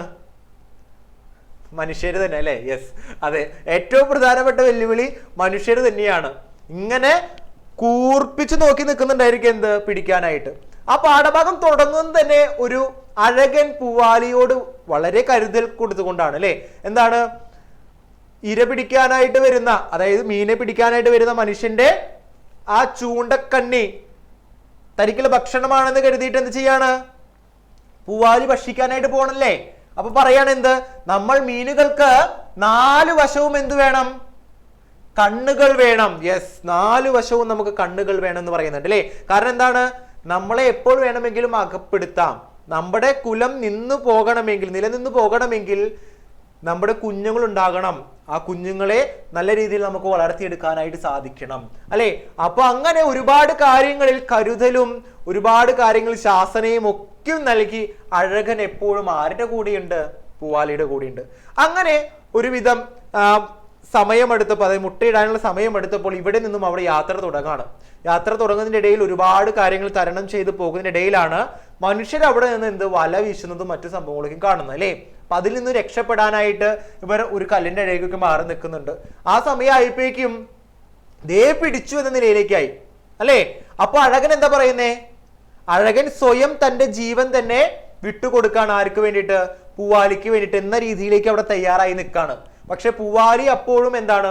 ഒരു ആത്മവിശ്വാസം, നമ്മളെ പിടിക്കില്ല എന്ന രീതിയിലേക്ക് ഒരു ആത്മവിശ്വാസിക്കും പകർന്നു നിൽക്കാണ്. അപ്പോഴേക്കും അവിടേക്ക് പോകുമ്പോൾ അതിന്റെ ഉള്ളിൽ വെച്ചിട്ട് ഒരു തവളയെ കാണുന്നുണ്ട്. ഒരു സന്യാസി ആയിട്ടിരിക്കുന്ന പോലെ, ഒരു ചിരഞ്ജീവിയായി ഒരു തവളയെ കാണുന്നില്ലേ? യെസ്. അങ്ങനെ അവിടെ നിന്നുള്ള കഥകളൊക്കെയും കേട്ട് അങ്ങനെ ആ ശുദ്ധജലത്തിലേക്ക് പോകുമ്പോ അവിടെ എന്താ കാണുന്നത്? അവിടെ എന്താ കാണുന്നേ? ശുദ്ധജല തടാകം ഒന്നും നമുക്ക് ദൃശ്യമല്ല അല്ലേ? അവിടെ എന്താണ്? കാടും മലയും ഒക്കെ വെട്ടി നശിപ്പിച്ച രീതിയിലേക്ക് അതുപോലെ തന്നെ രാസവിഷവസ്തുക്കൾ കലർത്തിയിട്ട് ഉള്ള വെള്ളത്തിൽ ഒരുപാട് മത്സ്യങ്ങൾ എന്ത് ചെയ്ത് കിടക്കുന്നുണ്ട്. മത്സ്യങ്ങൾ മാത്രമല്ല, ഒരുപാട് ജീവജാലങ്ങൾ എന്ത് ചെയ്തുകൊണ്ടിരിക്കുന്നുണ്ട്, ചത്തു പൊന്തിയിരിക്കുന്ന കാഴ്ചകൾ അല്ലേ. അവിടെ വെച്ച് അവരെ പ്രതീക്ഷകൾ മുഴുവൻ മങ്ങുന്നില്ലേ. പക്ഷേ ആ പ്രതീക്ഷകൾ മങ്ങുന്നുണ്ടെങ്കിൽ പോലും അവിടെ അഴകൻ എന്താണ് ഉണ്ടാക്കുന്നത്, മറ്റൊരു പ്രതീക്ഷ മുന്നോട്ട് വെക്കുന്നുണ്ട്. നമുക്കിവിടെ നിന്ന് നീന്തി പോകാം, മറ്റെവിടെയെങ്കിലും മനുഷ്യരെത്താത്ത ഇടങ്ങൾ ഇതുപോലെ ശുദ്ധമായിട്ട് കിടക്കുന്നുണ്ടായിരിക്കും എന്ന നിലയിലേക്കാണ് പോകുന്നത്. മനുഷ്യരെത്താത്ത ഇടങ്ങൾ എന്ന് പറയാൻ കാരണം എന്താ? അത് സാർ അങ്ങനെ പറയാൻ എടുത്തു പറയാൻ കാരണം എന്താ? ഒരുവിധം എല്ലാ സ്ഥലങ്ങളും മനുഷ്യൻ ചെന്ന് കഴിഞ്ഞിട്ടുണ്ടെങ്കിൽ എന്താണ്, നാശകോശാക്കി കൊടുത്തിട്ടുണ്ടായിരിക്കും. നീലക്കുറിഞ്ഞി പൂക്കുമ്പോഴേ, നീലക്കുറിഞ്ഞി പൂത്തത് കാണാൻ വേണ്ടിയിട്ട് നീലക്കുറിഞ്ഞി കണ്ടിട്ടുണ്ടാ? മൂന്നാർ ഭാഗങ്ങളിലൊക്കെ ഉണ്ടാവും നീലക്കുറിഞ്ഞി. 12 വർഷങ്ങൾ അങ്ങോട്ട് കൂടുമ്പോഴാണ് അത് പൂക്കുക, നല്ല വയലറ്റ് നിറത്തില്. അപ്പോ നീലക്കുറിഞ്ഞി പൂത്ത സമയത്ത് വളരെ ശാന്തമായിട്ട് കിടന്ന ഒരു പ്രദേശമായിരുന്നു. പ്ലാസ്റ്റിക് ഇല്ല, ഒന്നുമില്ലാണ്ട് സുഖസുന്ദരമായിട്ട് കിടന്നിരുന്നാണ്. നീലക്കുറിഞ്ഞി പൂത്തതും ആൾക്കാർ പോകണേ എന്ത് ചെയ്തു, അങ്ങോട്ട് ഓടി തുടങ്ങി. ഓടി അവിടെ അങ്ങോട്ട് ചെന്ന് അവിടെ അങ്ങോട്ട് നാശകോശാക്കി എന്നാണ് പറയുന്നത്. അതുപോലെ തന്നെയാണ് ഇപ്പോ നമ്മുടെ സോഷ്യൽ മീഡിയകളിലൂടെ പല ഹൈഡായിട്ട് കിടക്കുന്ന പ്രദേശങ്ങളൊക്കെ ഇങ്ങനെ പ്രകൃതിയിൽ തന്നെ ഒരുപാട് ചെറിയ വെള്ളച്ചാട്ടങ്ങൾ ഉണ്ടായിരിക്കും, ചെറിയ ഓരോ സ്ഥലങ്ങളൊക്കെ ഉണ്ടായിരിക്കും, ആരും കാണാണ്ട് ഉള്ളിൽ കിടക്കുന്നത്. അതൊക്കെയും ഓരോ യൂട്യൂബേഴ്സും അവരൊരിക്കും പോയിട്ട് എന്താണ്, അതൊക്കെ വീഡിയോ ഒക്കെ എടുത്തിടും. അതങ്ങോട്ട് കണ്ടിട്ട് എല്ലാവരും കൂടിയിട്ട് അവിടേക്ക് അങ്ങോട്ട് ഓടിപ്പോയിട്ട് അവിടെ മുഴുവൻ നാശകോശാക്കുന്ന ഒരു കാഴ്ചകളൊക്കെ സ്വാഭാവികമാണ്. അപ്പൊ പ്രകൃതിയിൽ മനുഷ്യനെത്തുന്ന ഇടങ്ങളിലെല്ലാം, എല്ലാ മനുഷ്യരല്ല പറയുന്നത് കേട്ടാ, അത് മനസ്സിലാക്കാം. ഭൂരിഭാഗം ആളുകളും എത്തുന്ന ഇടങ്ങളെല്ലാം എന്താണ്, നാശകോശമാക്കിക്കൊണ്ടിരിക്കുകയാണ്. അതുപോലെ പ്രകൃതിയിലേക്ക് ഇറങ്ങിച്ചെന്നുകൊണ്ട് വികസനം, അതാണ് ഇന്നലെ നമ്മൾ ചർച്ച ചെയ്തത്. വികസനം എന്ന് പറയുന്നത് പ്രകൃതിയെ നശിപ്പിച്ചിട്ട് വേണോ എന്ന രീതിയിലേക്ക് എന്താണ്, ഞങ്ങൾക്കെല്ലാം സാറ് മിഠായി തന്നില്ലേ, സാറിന് മിഠായി വേണ്ടേ? ആ ചോദിക്കാൻ കാണിച്ച മനസ്സിന്. Okay, yes. ഓക്കെ, അപ്പോൾ ദേ എങ്ങോട്ട് വരാണ്, നമ്മൾ പാഠഭാഗത്തിലേക്ക് വരാണ്. നമ്മുടെ പാഠഭാഗത്തില് അപ്പൊ പ്രകൃതി, ഒരു 6 മാർക്കിന്റെ ഒരു ചോദ്യം നിങ്ങൾക്ക് ചിലപ്പോൾ വരാനുള്ള ചാൻസ് ഉണ്ട്. പ്രകൃതിയിൽ മനുഷ്യൻ കടന്നു കയറുമ്പോൾ പ്രകൃതി അനുഭവിക്കുന്ന ബുദ്ധിമുട്ടുകൾ എന്താന്നുള്ള രീതിയിലേക്ക്, അല്ലെങ്കിൽ പ്രകൃതിയിലേക്ക് മനുഷ്യൻ ചൂഷണ വിധേയമാക്കി, വികസനം എന്ന പേരിൽ പ്രകൃതിയെ ചൂഷണ വിധേയമാക്കുമ്പോൾ പ്രകൃതിക്ക് ചിലത് പറയാനുണ്ടായിരിക്കും ഇല്ലേ. അത് എന്തൊക്കെയാന്നുള്ള രീതിയിലേക്ക് ഒരു വിലയിരുത്തൽ ചോദ്യം 4 മാർക്കിന് ചോദിക്കാനും ചാൻസ് ഉണ്ട്. അല്ലെങ്കിൽ ഒരു ഉപന്യാസ രീതിയിലേക്ക് പ്രകൃതി അനുഭവിക്കുന്ന, മനുഷ്യനാൽ അനുഭവിക്കുന്ന ബുദ്ധിമുട്ടുകൾ എന്ന വിഷയത്തിൽ ഒരു ഉപന്യാസമോ ഒരു പ്രഭാഷണമോ ഒക്കെ ചോദിക്കാനുള്ള ചാൻസ് ഉണ്ട് കേട്ടോ. ഈ ഒരു പാഠഭാഗം ഇമ്പോർട്ടന്റ് ആയിട്ട് തന്നെ പഠിച്ചു വെക്കാനായിട്ട് ശ്രമിക്കാം. അപ്പൊ ഈ ഒരു പാഠഭാഗത്തിൽ പൂവാലിയും പിന്നെ അതുപോലെ തന്നെ അഴകനെയും നമ്മൾ കാണുന്നത്, അല്ലെങ്കിൽ അവർ പ്രതിനിധാനം ചെയ്യുന്നത് മനുഷ്യന് പുറമെയുള്ള മറ്റ് ജീവജാലങ്ങളുടെ ഒരു പ്രതിനിധി എന്ന നിലയിലാണ്. ഇവിടെ ചിരഞ്ജീവിയായിട്ട് ജീവിക്കുന്ന ആര്, നമ്മുടെ തവളയെയും നമുക്ക് അങ്ങനെ തന്നെയാണ് കാണുന്നത്. അതായത് നമ്മൾ ഫാക്ടറികൾ തുടങ്ങിയിട്ട് അതിൽ നിന്ന് വരുന്ന വിഷവായു അല്ലെങ്കിൽ വിഷവാതകം മുഴുവൻ നമ്മുടെ ആകാശത്തേക്ക് ഇങ്ങനെ ഒഴുക്കും. അതുപോലെ തന്നെ അതിൽ നിന്ന് വരുന്ന വിഷവസ്തുക്കളായിട്ടുള്ള ജലം പുഴയേക്ക് അങ്ങോട്ട് ഒഴുക്കും അല്ലേ. അവിടെയുള്ള വേസ്റ്റുകൾ മുഴുവൻ ഒന്നങ്ങ് പുഴയേക്ക് എറിയും, അല്ലെങ്കിൽ പാടത്തേക്ക് എറിയും, അങ്ങനെ മണ്ണും മലിനമാക്കും അല്ലേ. എന്തിനാണ് പിന്നെ അപ്പുറത്തേക്ക് പോകുന്നത്? കുന്നുകൾ മുഴുവൻ പോയിട്ട് എന്ത് ചെയ്യും? ഇടിച്ചിടും, വയലുകൾ മുഴുവൻ നികത്തി മാറ്റും. അങ്ങനെ പ്രകൃതിയിലേക്ക് ഇറങ്ങിച്ചത് മരങ്ങൾ മുറിക്കും, വേറെ ഒന്നും വേണ്ട, മരങ്ങൾ മുഴുവൻ വെട്ടി ഇല്ലാണ്ടാക്കും. അങ്ങനെ പ്രകൃതിയിലേക്ക് ഇറങ്ങിച്ചെന്ന് പ്രകൃതിയെ സംരക്ഷിക്കുന്നതിന് പകരം പ്രകൃതി എന്ത് ചെയ്തുകൊണ്ടിരിക്കുക? നശിപ്പിച്ചുകൊണ്ടിരിക്കുകയാണ്. അപ്പോൾ അങ്ങനെ പ്രകൃതി സംരക്ഷണം നമ്മൾ ഓരോരുത്തരും ഏറ്റെടുത്ത് ചെയ്യേണ്ടതാണ് എന്നൊരു ആശയം നമുക്ക് തരുന്നതിന് വേണ്ടിയിട്ടാണ് 2 മത്സ്യങ്ങൾ എന്ന് പറഞ്ഞ പാഠഭാഗം നമുക്ക് പഠിക്കാനായിട്ട് തന്നിട്ടുള്ളത് കേട്ടോ. അപ്പോൾ ഈ ഒരു പാഠഭാഗത്തിൽ ഇവരുടെ ഈ കഥയൊക്കെ മനസ്സിലാക്കിയതിന് ശേഷം അതിൽ നിന്നും ഏറ്റവും കൂടുതലായിട്ട് നമ്മൾ ഉള്ളിലേക്ക് എടുക്കേണ്ടത് എന്താണ്? പ്രകൃതിയെ നമ്മൾ നല്ല രീതിയിൽ തന്നെ സംരക്ഷിച്ച് മുന്നോട്ട് കൊണ്ടുപോകണം. അറിയാതെ നമ്മൾ ഓരോരുത്തരും നമ്മുടെ മരണത്തിലേക്കുള്ള കുഴി തന്നെയാണ് കുഴിച്ചുകൊണ്ടിരിക്കുന്നത്. ഈ പ്രകൃതിയെ മുഴുവൻ നമ്മൾ നശിപ്പിക്കുന്നതിന്റെ ഭാഗമായിട്ട് നമ്മൾ നമ്മുടെ കുഴി തന്നെയാണ് കുഴിച്ചുകൊണ്ടിരിക്കുന്നത്. പക്ഷെ നമ്മൾ അറിയുന്നില്ല. മനുഷ്യര് സ്വാർത്ഥന്മാരാണ്. നമുക്ക് ഓരോരുത്തർക്കും നമ്മളെ കുറിച്ച് മാത്രമേ ചിന്തയുള്ളൂ അല്ലേ. നമുക്ക് ഓരോരുത്തർക്കും നമ്മളെ കുറിച്ച് മാത്രമേ ചിന്തയുള്ളൂ.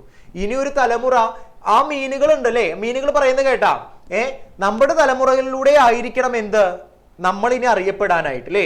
അപ്പോ അവര് ഇനി വളരാനുള്ള തലമുറയെ കുറിച്ച് ചിന്തിക്കുകയാണ്. പക്ഷെ മനുഷ്യൻ എന്ത് ചെയ്യുന്നില്ല? ഇനി വരാനുള്ള തലമുറകളെ കുറിച്ച് ചിന്തിക്കുന്നില്ല. എല്ലാം കൈക്കലാക്കി ഭൂമിയെ മുഴുവൻ ഇല്ലാതാക്കാനാണ് ശ്രമിച്ചു കൊണ്ടിരിക്കുന്നത്. അപ്പൊ ആ ഒരു വസ്തുതയെ ഉൾക്കൊണ്ടുകൊണ്ട് വേണം ഈ ഒരു പാഠഭാഗം നിങ്ങൾ പഠിക്കാനായിട്ട്.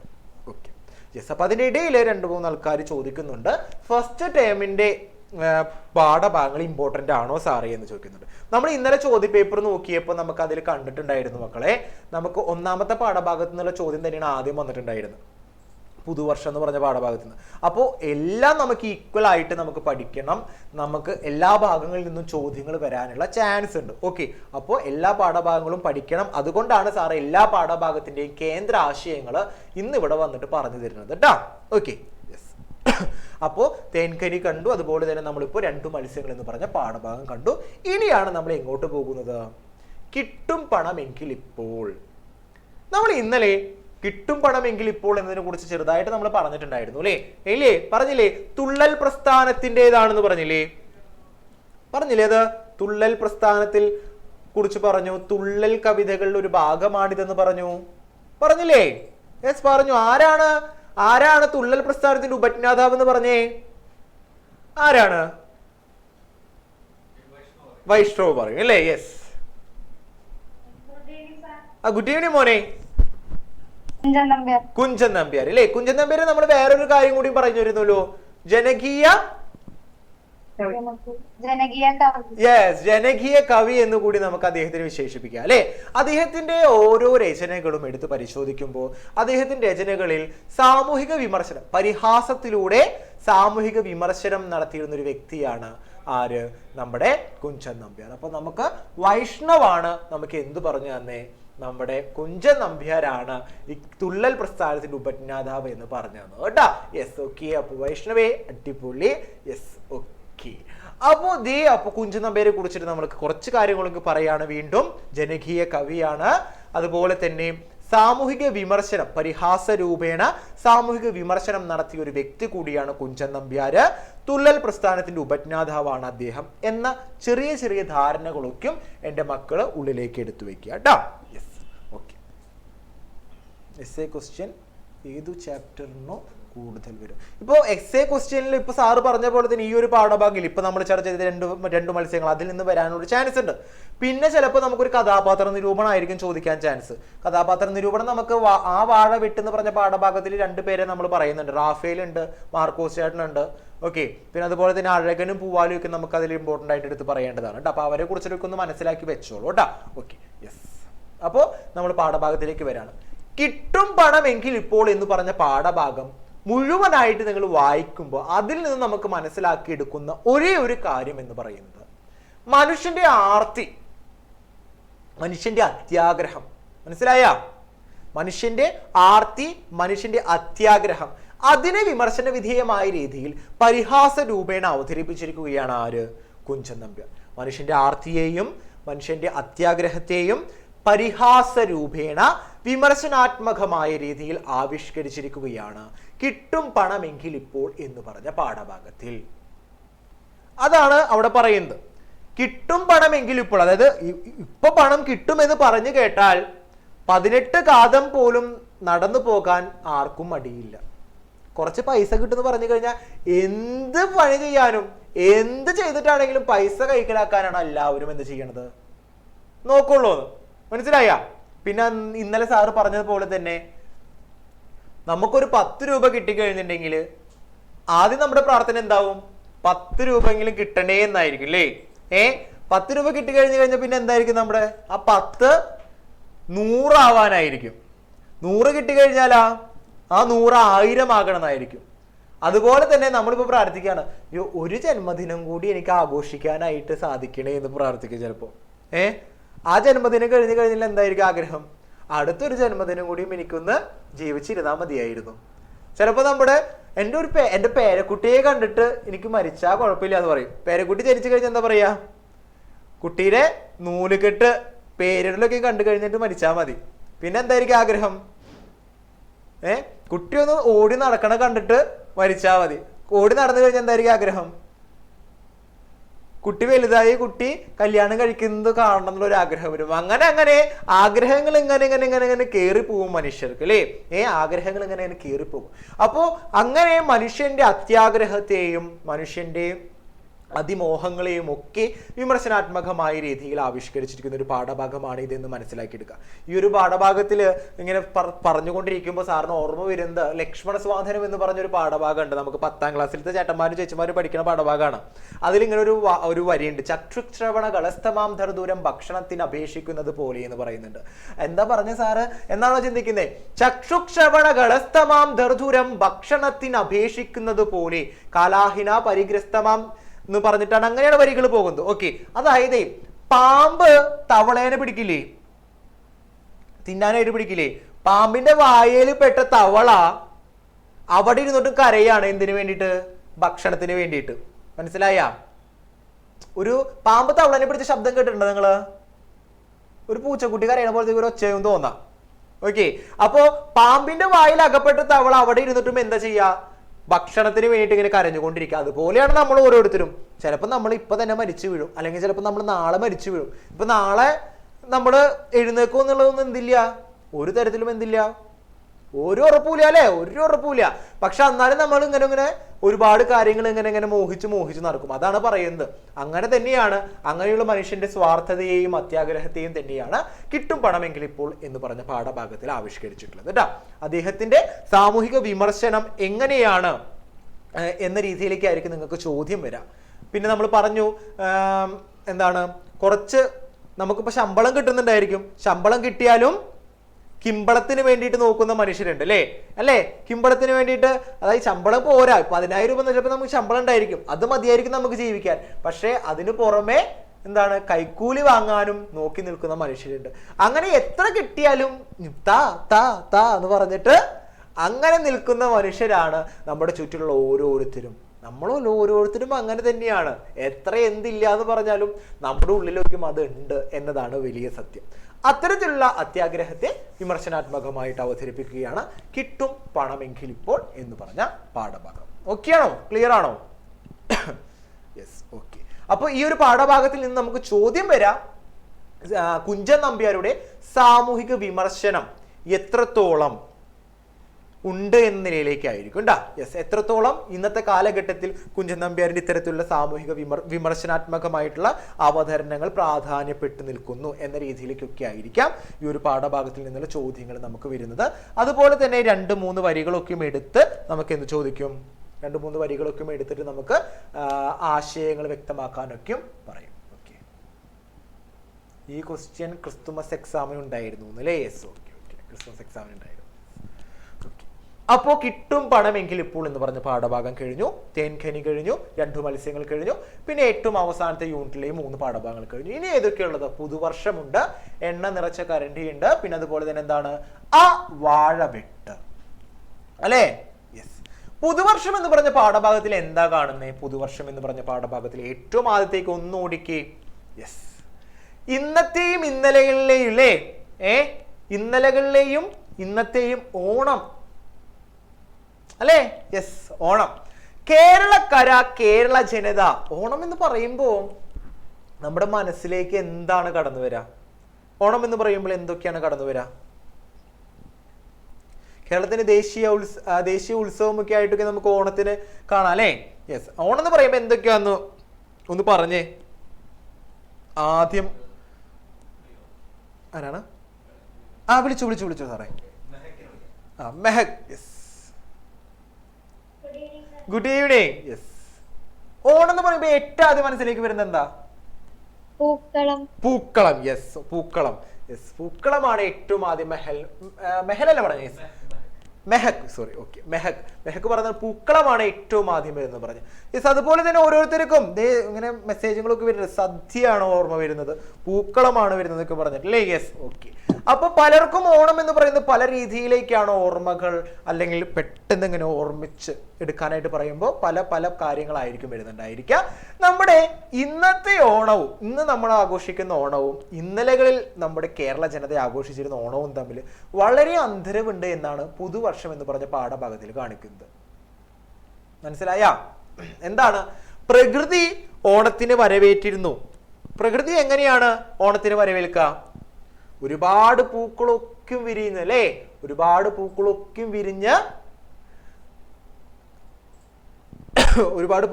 വിരിഞ്ഞ് അങ്ങനെ ഒരു വസന്തം വിടർത്തി അങ്ങനെ ഓണത്തിന് വരവേൽക്കുന്ന കാഴ്ചയും കാണാം. പണ്ട് കാലഘട്ടത്തിൽ പുറമെ നിന്നുള്ള പൂക്കളൊന്നും വാങ്ങിയിട്ടല്ല നമ്മൾ പൂക്കളിട്ടിരുന്നേ അല്ലേ? യെസ്, പൂക്കളൊക്കെ ഇങ്ങനെ എല്ലാവരും കൂടിയിട്ട്, നിങ്ങളുടെ വീട്ടിലുള്ള അച്ഛനോടും അമ്മോടൊക്കെ ചോദിച്ചാൽ അറിയാം, പണ്ട് പൂക്കളൊക്കെ ഇടാനായിട്ട് പോകുന്ന സമയത്ത് ചിലപ്പോൾ ആ വീടിന്റെ അടുത്തുള്ള എല്ലാ കുട്ടികളും കൂടിയിട്ട് ഇറങ്ങും. എന്നിട്ട് പറമ്പിലും തൊടിയിലേക്കും പോയിട്ട് അവിടെ നിന്ന് കിട്ടുന്ന പൂക്കളൊക്കെ പറിച്ചെടുത്ത് കൊണ്ടുവന്നിട്ടായിരിക്കും എന്ത് പൂക്കളം ഇട്ടിരുന്നത്. അത് വേറൊരു വൈബായിരുന്നു. പക്ഷെ അതിൽ നിന്നും ഇപ്പോഴേക്ക് വരുമ്പോൾ ഒരുപാട് മാറ്റങ്ങളുണ്ട്. അപ്പൊ അങ്ങനെ നമ്മുടെ കവയത്രിയുടെ ഓർമ്മകളാണ്, അവളുടെ അമ്മയെ കുറിച്ചുള്ള ഓർമ്മകളൊക്കെയാണ് അതിൽ നമുക്ക് സൂചിപ്പിക്കുന്നത്. അമ്മ എന്ന് പറയുന്നതിനെ എന്തായിട്ടാണ് തുമ്പപ്പൂവിന്റെ ആ ഒരു വെണ്മയുമായിട്ട് താരതമ്യം ചെയ്യുന്നതൊക്കെ നമ്മൾ കണ്ടു അല്ലേ ആ പാഠഭാഗത്തില് ഇല്ലേ? അത്രത്തോളം മൃദുലവും അത്രത്തോളം സ്നേഹവും പകരുന്നതാണ് അമ്മ എന്നൊക്കെ നമുക്ക് ആ പാഠഭാഗത്തിൽ കാണാനായിട്ട് സാധിച്ചു. പക്ഷെ ഇന്നത്തെ യുവതലമുറയിലേക്ക് വരുമ്പോൾ ഓണം എന്ന് പറയുന്നത്, അതുപോലെ തന്നെ ഓണത്തിനപ്പുറത്തേക്ക് നമ്മുടെ കുടുംബത്തിലെ അംഗങ്ങൾ തമ്മിലുള്ള ബന്ധങ്ങൾ, ഇവയെല്ലാം എന്തായിട്ട് മാറാണ്? ഇറ്റിറ്റു പോകുന്നതായിട്ട് കാണാം. തുമ്പ എന്ന് പറയുന്നതിനെ ഒരു കേന്ദ്ര സ്ഥാനത്ത് നിർത്തുന്നുണ്ട് ആ പാഠഭാഗത്തിൽ. ഇന്ന് ഫ്ലാറ്റുകളിൽ താമസിക്കുന്ന മനുഷ്യർക്ക് മുറ്റമില്ല അല്ലേ? മുറ്റമില്ല, പൂക്കളമിടാൻ മുറ്റമില്ല, പൂക്കൾ പറിക്കാനും പോകാനുള്ള ഇടങ്ങളില്ല. അവിടെ ചെടിച്ചട്ടികളിൽ വെച്ചിട്ടുള്ള വളരെ നേർത്ത് നിൽക്കുന്ന ആ ചെടികൾ കിളിർക്കോ എന്ന് പോലും പറയാൻ കഴിയാത്ത അവസ്ഥയൊക്കെയാണ് അവിടെ സൂചിപ്പിക്കുന്നത്. അപ്പോൾ കാലഘട്ടം മാറുന്നതിനനുസരിച്ച് ജീവിതത്തിൽ ഉണ്ടാകുന്ന മാറ്റങ്ങൾ എങ്ങനെയാണ് നമ്മുടെ ചുറ്റുപാടിനെയും നമ്മൾ ഓരോരുത്തരെയും എന്ത് ചെയ്തിരിക്കുന്നത്? സ്വാധീനപ്പെട്ടിരിക്കുന്നത് എന്നാണ് ആ പാഠഭാഗം കാണിച്ചു വരുന്നത്. അതിനൊരു വലിയൊരു എക്സാമ്പിൾ ആയിട്ട് ഓണത്തിനെ കൂട്ടുപിടിച്ചിരിക്കുകയാണ്. മനസ്സിലായ? ആ ഓർമ്മകളിലൂടെയാണ് ആ പുതുവർഷം എന്ന് പറഞ്ഞ പാഠഭാഗം കടന്നു പോകുന്നത്. ഇവിടെയും നമുക്ക് ഗ്രാമ നഗര ജീവിതങ്ങൾ തമ്മിലുള്ള അന്തരവിനെ നമുക്ക് കാണാനായിട്ട് സാധിക്കും. ഗ്രാമത്തിൽ ജീവിച്ച് അവിടെ നിന്നും വേരറുക്കപ്പെട്ട് നഗരത്തിൽ എത്തിപ്പെടുമ്പോൾ അവരനുഭവിക്കുന്ന ബുദ്ധിമുട്ടുകൾ എത്രത്തോളം ഉണ്ട്, അവിടെ എത്രത്തോളം ജീവിതദൈർഘ്യം മീൻസ് ജീവിതത്തിൽ എത്രത്തോളം അന്തരവ്, ഗ്രാമത്തെയും നഗരത്തെയും ജീവിതങ്ങൾ തമ്മിൽ എന്തോരം അന്തരവുണ്ട് എന്നതൊക്കെ നമുക്ക് വ്യക്തമാക്കി തരുന്ന ഒരു പാഠഭാഗമായിട്ട് പുതുവർഷം എന്ന് പറഞ്ഞ പാഠഭാഗം നമുക്ക് കാണാം. യെസ്, എണ്ണ നിറച്ച കരണ്ടി എന്ന് പറഞ്ഞ പാഠഭാഗം കൂടി കഴിഞ്ഞതിന് ശേഷം നമുക്ക് എവിടേക്ക് കടക്കാം? ആ വാഴവെട്ട് എന്ന് പറഞ്ഞ പാഠഭാഗത്തിലേക്ക് കടക്കാം. എണ്ണ നിറച്ച കരണ്ടി എന്ന് പറയുന്നത് ആ പാഠഭാഗം നോക്കിക്കഴിഞ്ഞാൽ നിങ്ങൾക്ക് അതിലറിയാം, എന്നൊക്കെ വലിയൊരു കരണ്ടി പിടിച്ച് ഇങ്ങനെ നിൽക്കണേ അല്ലേ? അതായത് നമ്മുടെ ജീവിതത്തിൽ സന്തോഷത്തിൻ്റെയൊക്കെയും കാരണം എന്താണ് എന്ന്, നമ്മുടെ ജീവിതത്തിന്റെ സന്തോഷത്തിൻ്റെയൊക്കെയും കാരണം എന്താണെന്ന് തേടി പോകുന്ന ഒരു ഇടയ ബാലനെ കാണും അല്ലേ? അല്ല, ഒരു ജ്ഞാനിയുടെ അടുത്തേക്ക് അല്ലേ? ആ ജ്ഞാനിയുടെ അടുത്തേക്ക് പോകുമ്പോൾ ആ ജ്ഞാനി എന്താ പറയുന്നത്? അവിടെ എന്താ പറയുന്നേ? ഒരു സ്പൂണും അതിൽ എണ്ണയും ഒഴിച്ചു കൊടുത്തിട്ട് പറയാണ്, നീ ഈ ഇടം മുഴുവൻ, ഈ സ്ഥലം മുഴുവൻ എന്ത് ചെയ്യണം? പോയി ചുറ്റി കണ്ടിട്ട് വരാൻ പറയുന്നുണ്ട് അല്ലേ? ചുറ്റി കണ്ടുവരാൻ പറയില്ലേ? പക്ഷെ അതിനോടൊപ്പം തന്നെ മറ്റൊരു കാര്യം കൂടി പറയുന്നുണ്ട്. വരുമ്പോൾ എന്തുണ്ടായിരിക്കണം? ഈ സ്പൂണില് നിറച്ച എണ്ണ അതുപോലെ തന്നെ ഉണ്ടായിരിക്കണം അല്ലേ? യെസ്, അവൻ അവിടെ നിന്ന് നടക്കാനായിട്ട് തുടങ്ങിയില്ലേ? അവന്റെ ശ്രദ്ധ മുഴുവൻ എവിടേക്കാ? ഈ ഇതിലേക്കായിരിക്കും. അതായത് എണ്ണ പോകുന്നുണ്ടോ നിങ്ങൾ നോക്കിയിട്ടാണ് അവൻ എന്ത് ചെയ്യണ്ടായിരിക്കുക? പോകുന്നുണ്ടായിരിക്കാം. അങ്ങനെ പോയി അവൻ അവിടേക്ക് എത്തി. തിരിച്ചെത്തിയിട്ട് നിൽക്കുമ്പോൾ ഞാൻ ചോദിക്കുന്നുണ്ട്, എന്തൊക്കെയാ നീ കണ്ടത്? എന്തൊക്കെ കണ്ടെന്ന് ചോദിച്ചിട്ടുണ്ടെങ്കിൽ അത് ഉത്തരം പറയാനുണ്ടാ? ഒന്നും പറയാനില്ല. കാരണം എന്തായിരുന്നു? അവന്റെ ശ്രദ്ധ മുഴുവൻ എവിടേക്കായിരുന്നു? ഇതിലേക്ക് മാത്രമായിരുന്നു, ആ എണ്ണയിലേക്ക് മാത്രമായിരുന്നു. വീണ്ടും അദ്ദേഹം എണ്ണ ഒഴിച്ചു കൊടുത്തു അല്ലേ? അതെടുത്തിട്ട് അദ്ദേഹം പറഞ്ഞു, നീ ശരിക്ക് പോയിട്ട് കണ്ടിട്ട് വരാനായിട്ട് പറയുന്നുണ്ട്. അങ്ങനെ അവൻ ചുറ്റിലുമുള്ള എല്ലാതിനെയും ശ്രദ്ധിച്ച് കണ്ടുവരുന്നുണ്ട്. കണ്ടുവന്നപ്പോ അവിടെ എന്താ ഉണ്ടാവുന്നേ? സ്പൂൺ കാലിയായിട്ടുണ്ടായിരുന്നു അല്ലേ? പക്ഷെ അവൻ ഇന്നതൊക്കെ കണ്ടു, അത് കണ്ടു, ഇത് കണ്ടു, മറ്റേത് കണ്ടു, മറിച്ച കണ്ടു എന്നൊക്കെ പറയുമ്പോഴും അവന്റെ കൊടുത്തിരുന്ന ആ സ്പൂണിലത്തെ എണ്ണ മുഴുവൻ എന്തായിട്ടുണ്ടായിരുന്നു? കാലിയായിട്ടുണ്ടായിരുന്നു. നമ്മുടെ ജീവിതത്തെ മുഴുവൻ മുന്നോട്ട് നയിക്കുന്നത് നമ്മൾ ഓരോരുത്തരും തന്നെയാണ് എന്നാണ് അവിടെ കാണിച്ചു തരുന്നത്. അതായത് ജീവിതത്തിലെ സന്തോഷമായിക്കൊള്ളട്ടെ സങ്കടമായിക്കൊള്ളട്ടെ എല്ലാത്തിൻ്റെയും കാരണക്കാർ ആര് തന്നെയാണ്? നമ്മൾ ഓരോരുത്തരും തന്നെയാണ് എന്ന് വീണ്ടും വീണ്ടും ഫലിപ്പിച്ചു തരുന്ന ഒരു പാഠഭാഗമാണത്. അതായത് എത്ര സങ്കടത്തിലിരിക്കുകയാണെങ്കിലും ആ സങ്കടങ്ങളെ മുഴുവൻ സന്തോഷകരമാക്കി തീർക്കുന്നതിൽ ഏറ്റവും വലിയ പങ്ക് ആർക്കാണ്? നമ്മൾ ഓരോരുത്തർക്കും തന്നെയാണ്. നമ്മുടെ ജീവിതം കളറാക്കാൻ അല്ലേ, നമ്മുടെ ജീവിതം കളറാക്കി എന്നും ഈ ഒരു ചിരി പടർത്തി പോകാനായിട്ട് ആർക്കാ സാധിക്കുക? മറ്റുള്ളവർക്ക് സാധിക്കുമോ? ഇല്ല, നമ്മക്കേ സാധിക്കൂ. എത്ര വിഷമുണ്ടെങ്കിലും എത്ര സങ്കടം ഇവിടെ ഉണ്ടെങ്കിലും ഇങ്ങനെ ചിരിച്ചു നിൽക്കാനായിട്ട് നമുക്ക് സാധിക്കുന്നുണ്ടെങ്കിൽ അതിനപ്പുറത്തേക്ക് പിന്നെ എന്താ വേണ്ടത്? നമ്മുടെ തോൽവി ലക്ഷ്യം വെക്കുന്ന മനുഷ്യർക്കുള്ള ഏറ്റവും വലിയ തിരിച്ചടിയായിരിക്കും എന്ത്? ഞാൻ അങ്ങനെ പഠിച്ചിട്ടുള്ളത്.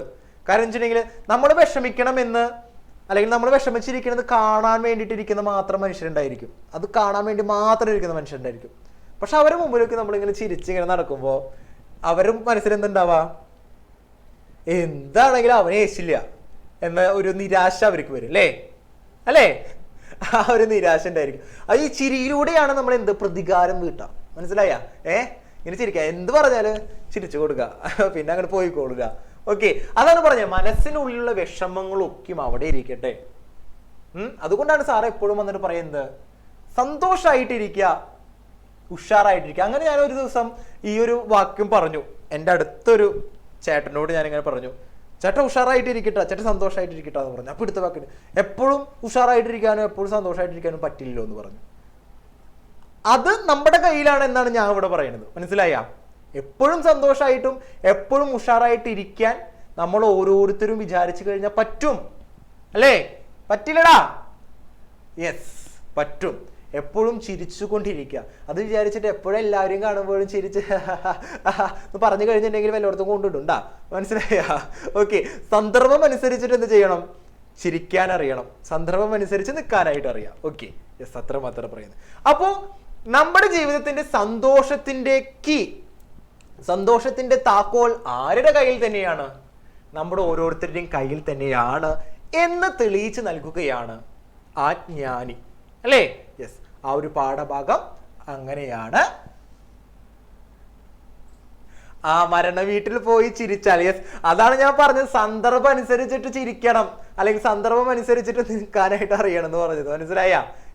അതാണ് നമ്മുടെ ചുറ്റിലുമുള്ള സന്ദർഭം അനുസരിച്ചിട്ട് വേണം നമ്മൾ നിൽക്കാൻ. പിന്നെ അതുപോലെ തന്നെ എപ്പോഴും ചിരിക്കാന്ന് വെച്ചിട്ടുണ്ടെങ്കിൽ ഇങ്ങനെ പൊട്ടി പൊട്ടി ചിരിച്ചു കഴിഞ്ഞാൽ ഞാൻ പറഞ്ഞില്ലേ, വേറെ വല്ലയിടത്ത് പോയി കൊണ്ടാക്കും വീട്ടുകാരൊക്കെയും. മനസ്സിലായി? സാറ് പറഞ്ഞിട്ട് ചിരിക്കാന്ന് പറഞ്ഞിട്ട് എപ്പോഴും ഇങ്ങനെ എന്ന് പറഞ്ഞ് ചിരിച്ചു കഴിഞ്ഞിട്ടുണ്ടെങ്കിൽ എങ്ങോട്ടെങ്കിലും കൊണ്ടാക്കും വേഗം തന്നെ കൊണ്ടാക്കും. ഓക്കെ, അപ്പോ നമ്മുടെ ഈ ഒരു പാഠഭാഗത്തിൽ സന്തോഷത്തിന്റെ കാരണം എന്താണ് അന്വേഷിച്ചു എന്താണ് അതിന്റെ കാരണം എന്ന് തേടിപ്പോയ ഇടയ ബാലനുള്ള ഉത്തരം ജ്ഞാനി അവിടെ നൽകുന്നുണ്ട്. ആ ജ്ഞാനം തന്നെയാണ് ഞാൻ നിങ്ങൾക്കും പകർന്നു തരുന്നത്. എന്താണ്? നമ്മുടെ ഓരോരുത്തരുടെയും സന്തോഷത്തിന്റെ താക്കോൽ എവിടെയാണ്? നമ്മുടെ ഓരോരുത്തരുടെയും ഉള്ളിൽ തന്നെയാണ്, നമ്മുടെ ഓരോരുത്തരുടെയും കൈകളിൽ തന്നെയാണ്. അത് ശരിയായിട്ട് ഉപയോഗിക്കാനായിട്ട് നമ്മൾ ഓരോരുത്തരും ശ്രദ്ധിച്ചാൽ ജീവിതം ഫുൾ കളറാണ് മക്കളെ. കേട്ടാ? യെസ്. അപ്പോൾ എണ്ണ നിറച്ച കരണ്ടി എന്ന് പറഞ്ഞ പാഠഭാഗം അവിടെ അവസാനിച്ചു.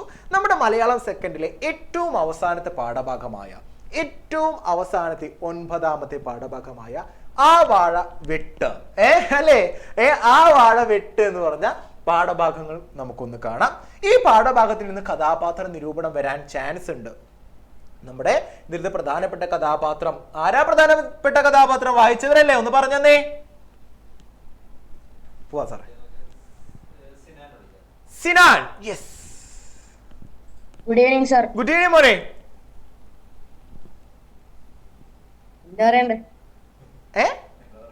എന്താ പറയേണ്ടതാ? എന്ത് പറയോ?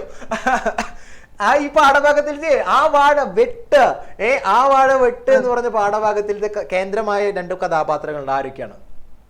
അച്ഛനും മോളും. അച്ഛന്റെ പേരെന്തിട്ടായിരുന്നു? അച്ഛന്റെ പേര് അങ്ങനെയൊക്കെ ചോദിച്ചിട്ടുണ്ടെങ്കിലും ഇല്ല പിന്നെ സാർ എന്തിട്ടുണ്ട് അല്ലേ? അങ്ങനെയാണോ? ആന്ന്. ഓക്കെ, അച്ഛന്റെ പേര് വേഗം വായിക്കണം. ഞാൻ വേറെ ആളോട് ചോദിക്കട്ടെ. അപ്പേക്കും വേഗം വായിച്ചു നോക്ക്. Yes. Ishana. Good evening sir. Good evening മോളെ, കുറെ നേരമായില്ലേ എന്നെ വിളിക്കുന്നില്ലേ? 2-3 പ്രാവശ്യം ഞാൻ കണ്ടു. അതെ. ആ, ആരാണ് അതിന്റെ കഥാപാത്രങ്ങൾ? പേരെന്താണ്?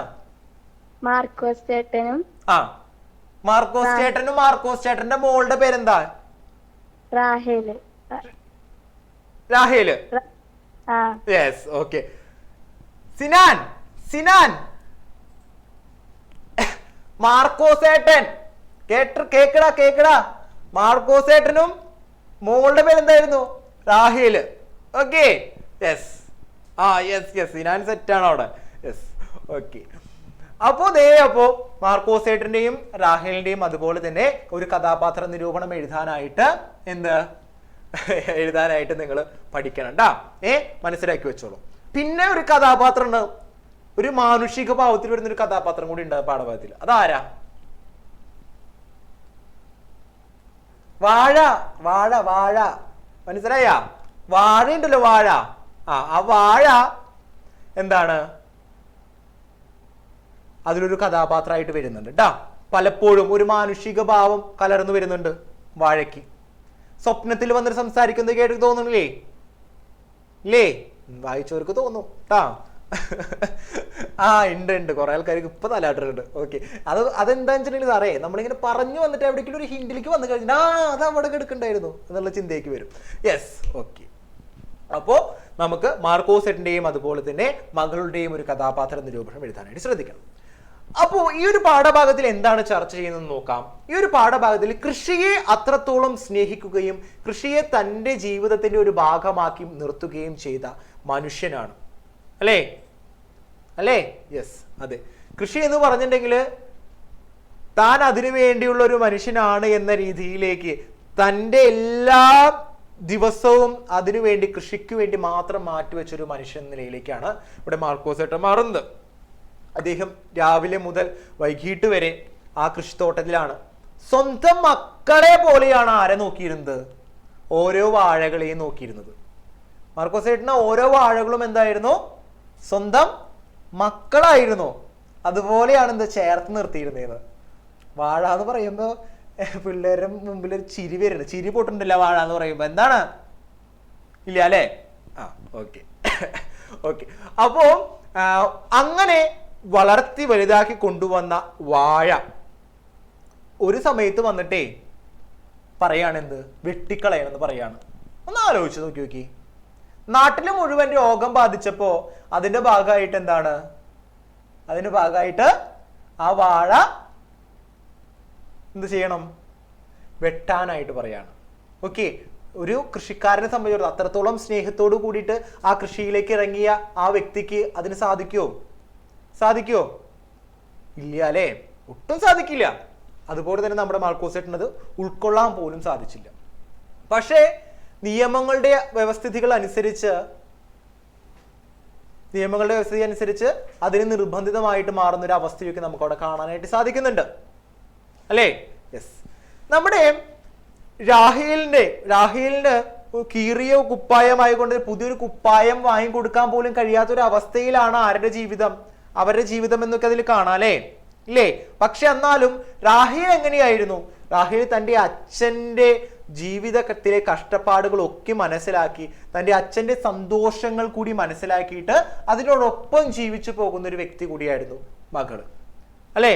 തൻ്റെ അച്ഛനെ എപ്പോഴും നെഞ്ചോട് ചേർത്ത് തൻ്റെ അച്ഛൻ ഏറ്റവും കൂടുതൽ ഇഷ്ടപ്പെടുന്ന ആ കൃഷിയെയും നെഞ്ചോട് ചേർത്ത് ജീവിക്കുന്ന ഒരു പെൺകുട്ടിയായിരുന്നു ആര്? റാഹേൽ എന്ന് പറയുന്നത്.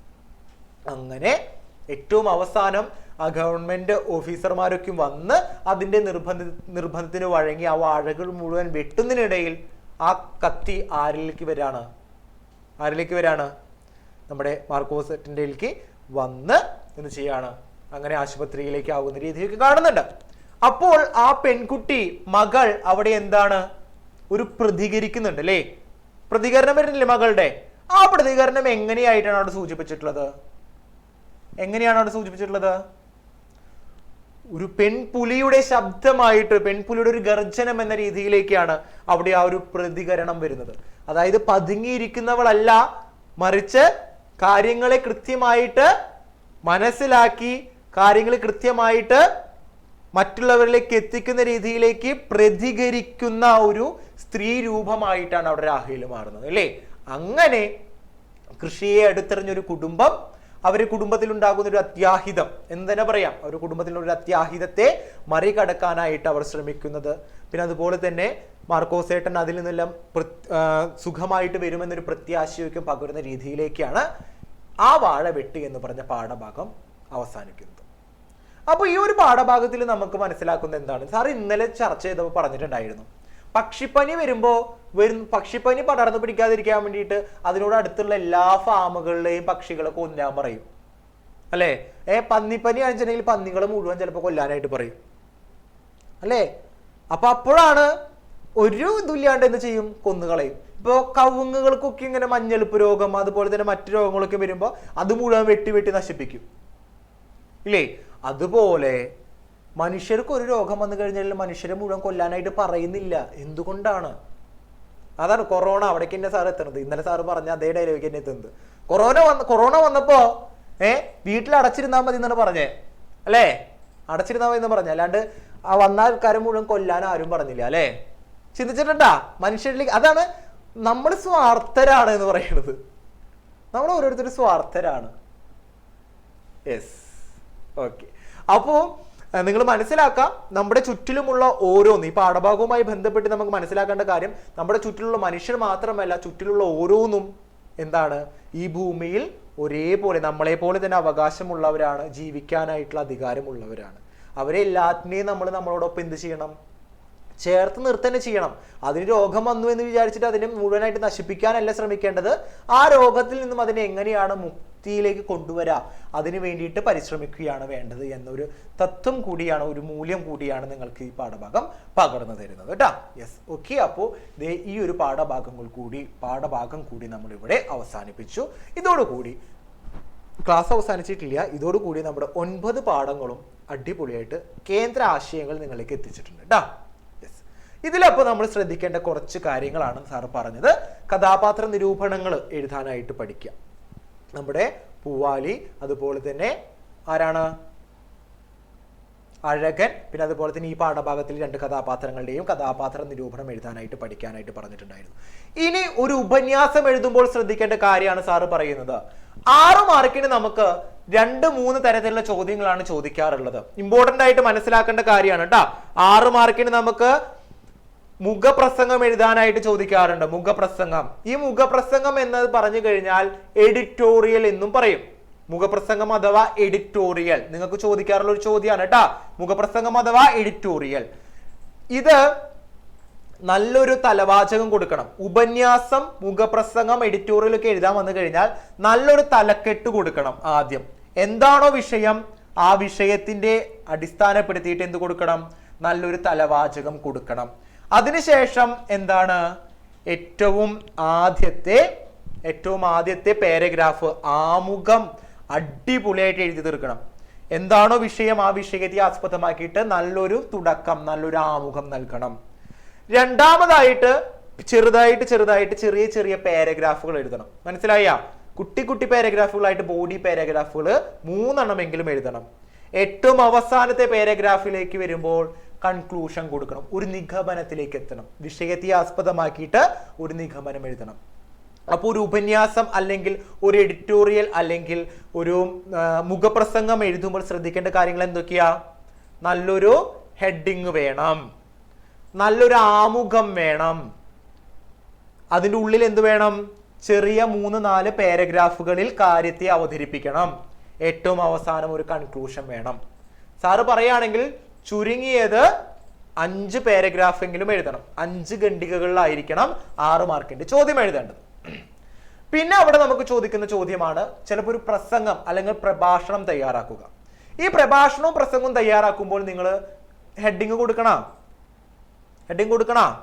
വേണ്ട, ഹെഡിങ് കൊടുക്കരിക്കും കേട്ടാ. സദസ്സിനെ വന്ദിച്ചുകൊണ്ടാണ് തുടങ്ങേണ്ടത്. മനസ്സിലായ?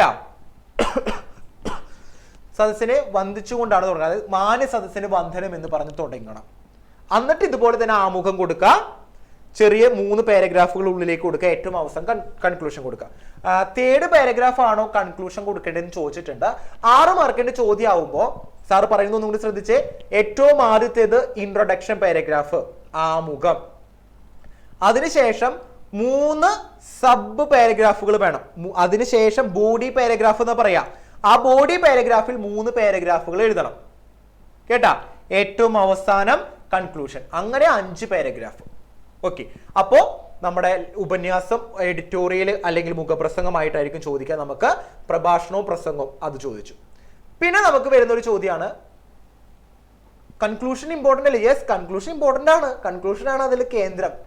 നമ്മൾ അതിനെക്കുറിച്ച് എന്താണ് അവതരിപ്പിക്കുന്നത്. Okay, yes. പിന്നെ കഥാപാത്ര നിരൂപണമാണ്. കഥാപാത്ര നിരൂപണം നിങ്ങൾക്ക് എഴുതാനായിട്ട് അറിയാം എന്ന് വിചാരിക്കുന്നു. കാരണം ഓരോ പാഠഭാഗങ്ങളെയും അടിസ്ഥാനപ്പെടുത്തി നിങ്ങൾക്ക് എഴുതാനായിട്ട് അറിയാം. ആ ഒരു കഥാപാത്രത്തിന്റെ സ്വഭാവത്തെ കേന്ദ്രീകരിച്ചിട്ടായിരിക്കണം എന്ത് അവിടെ കാര്യങ്ങളെ അവതരിപ്പിക്കേണ്ടത്. പിന്നെ നമുക്ക് നോക്കാനുള്ളതാണ് ആസ്വാദനക്കുറിപ്പ്. ഒരു ആസ്വാദനക്കുറിപ്പ് എങ്ങനെ എഴുതാം? ആസ്വാദനക്കുറിപ്പ് എഴുതുമ്പോഴും നമുക്ക് പുറമേ നിന്നുള്ളൊരു കവിതയായിരിക്കും തന്നിട്ടുണ്ടായിരിക്കുക അല്ലേ? അപ്പോ നിങ്ങൾക്ക് ആ കവിത ചിലപ്പോൾ അറിയണമെന്നില്ല. ഒറ്റ വായനയിൽ ആ കവിതയുടെ അർത്ഥം നിങ്ങൾക്ക് മനസ്സിലാവണമെന്നില്ല. കവിത നല്ല രീതിയിൽ വായിക്കുക. ആദ്യം തന്നെ കവിത നല്ല രീതിയിൽ വായിക്കുക. 1ഉം 2ഉം പ്രാവശ്യം കവിതയെ വായിക്കുമ്പോൾ സ്വയം നമുക്ക് എന്ത് വരും? സ്വയം നമുക്ക് എന്താണ് ആ കവിത ചർച്ച ചെയ്യുന്നത്. അത്ര വലിയ ബുദ്ധിമുട്ടുള്ള കവിത ഒന്നും നിങ്ങൾക്ക് തരില്ല. ഓക്കെ, അപ്പൊ സ്വയം നിങ്ങൾക്ക് എന്താണ് ആ കവിതയുടെ ആശയം എന്ന് മനസ്സിലാക്കും. അപ്പൊ കവിതയെ കുറിച്ച് നിങ്ങൾ എഴുതുമ്പോൾ, കവിതയ്ക്ക് ഒരു ആസ്വാദനം എഴുതുമ്പോൾ ഏറ്റവും ആദ്യം ശ്രദ്ധിക്കേണ്ട കാര്യം എന്താണെന്ന് വെച്ചിട്ടുണ്ടെങ്കിൽ നല്ലൊരു തലവാചകം കൊടുത്തോളൂ. കേട്ടാ? ഒരു തലവാചകം കൊടുക്കുക. പിന്നെ അതുപോലെ തന്നെ ആമുഖ പാരഗ്രാഫ്, ഇൻട്രൊഡക്ഷൻ പാരഗ്രാഫിൽ ആദ്യമായിട്ട് എഴുതുമ്പോൾ കവിതയുടെ പേര്, ആരാണ് എഴുതിയത്, എന്തൊക്കെ എഴുതണ്ടേ? കവിതയുടെ പേര് എഴുതണം, ആരാണ് എഴുതിയത് എന്ന കാര്യം അവതരിപ്പിക്കണം.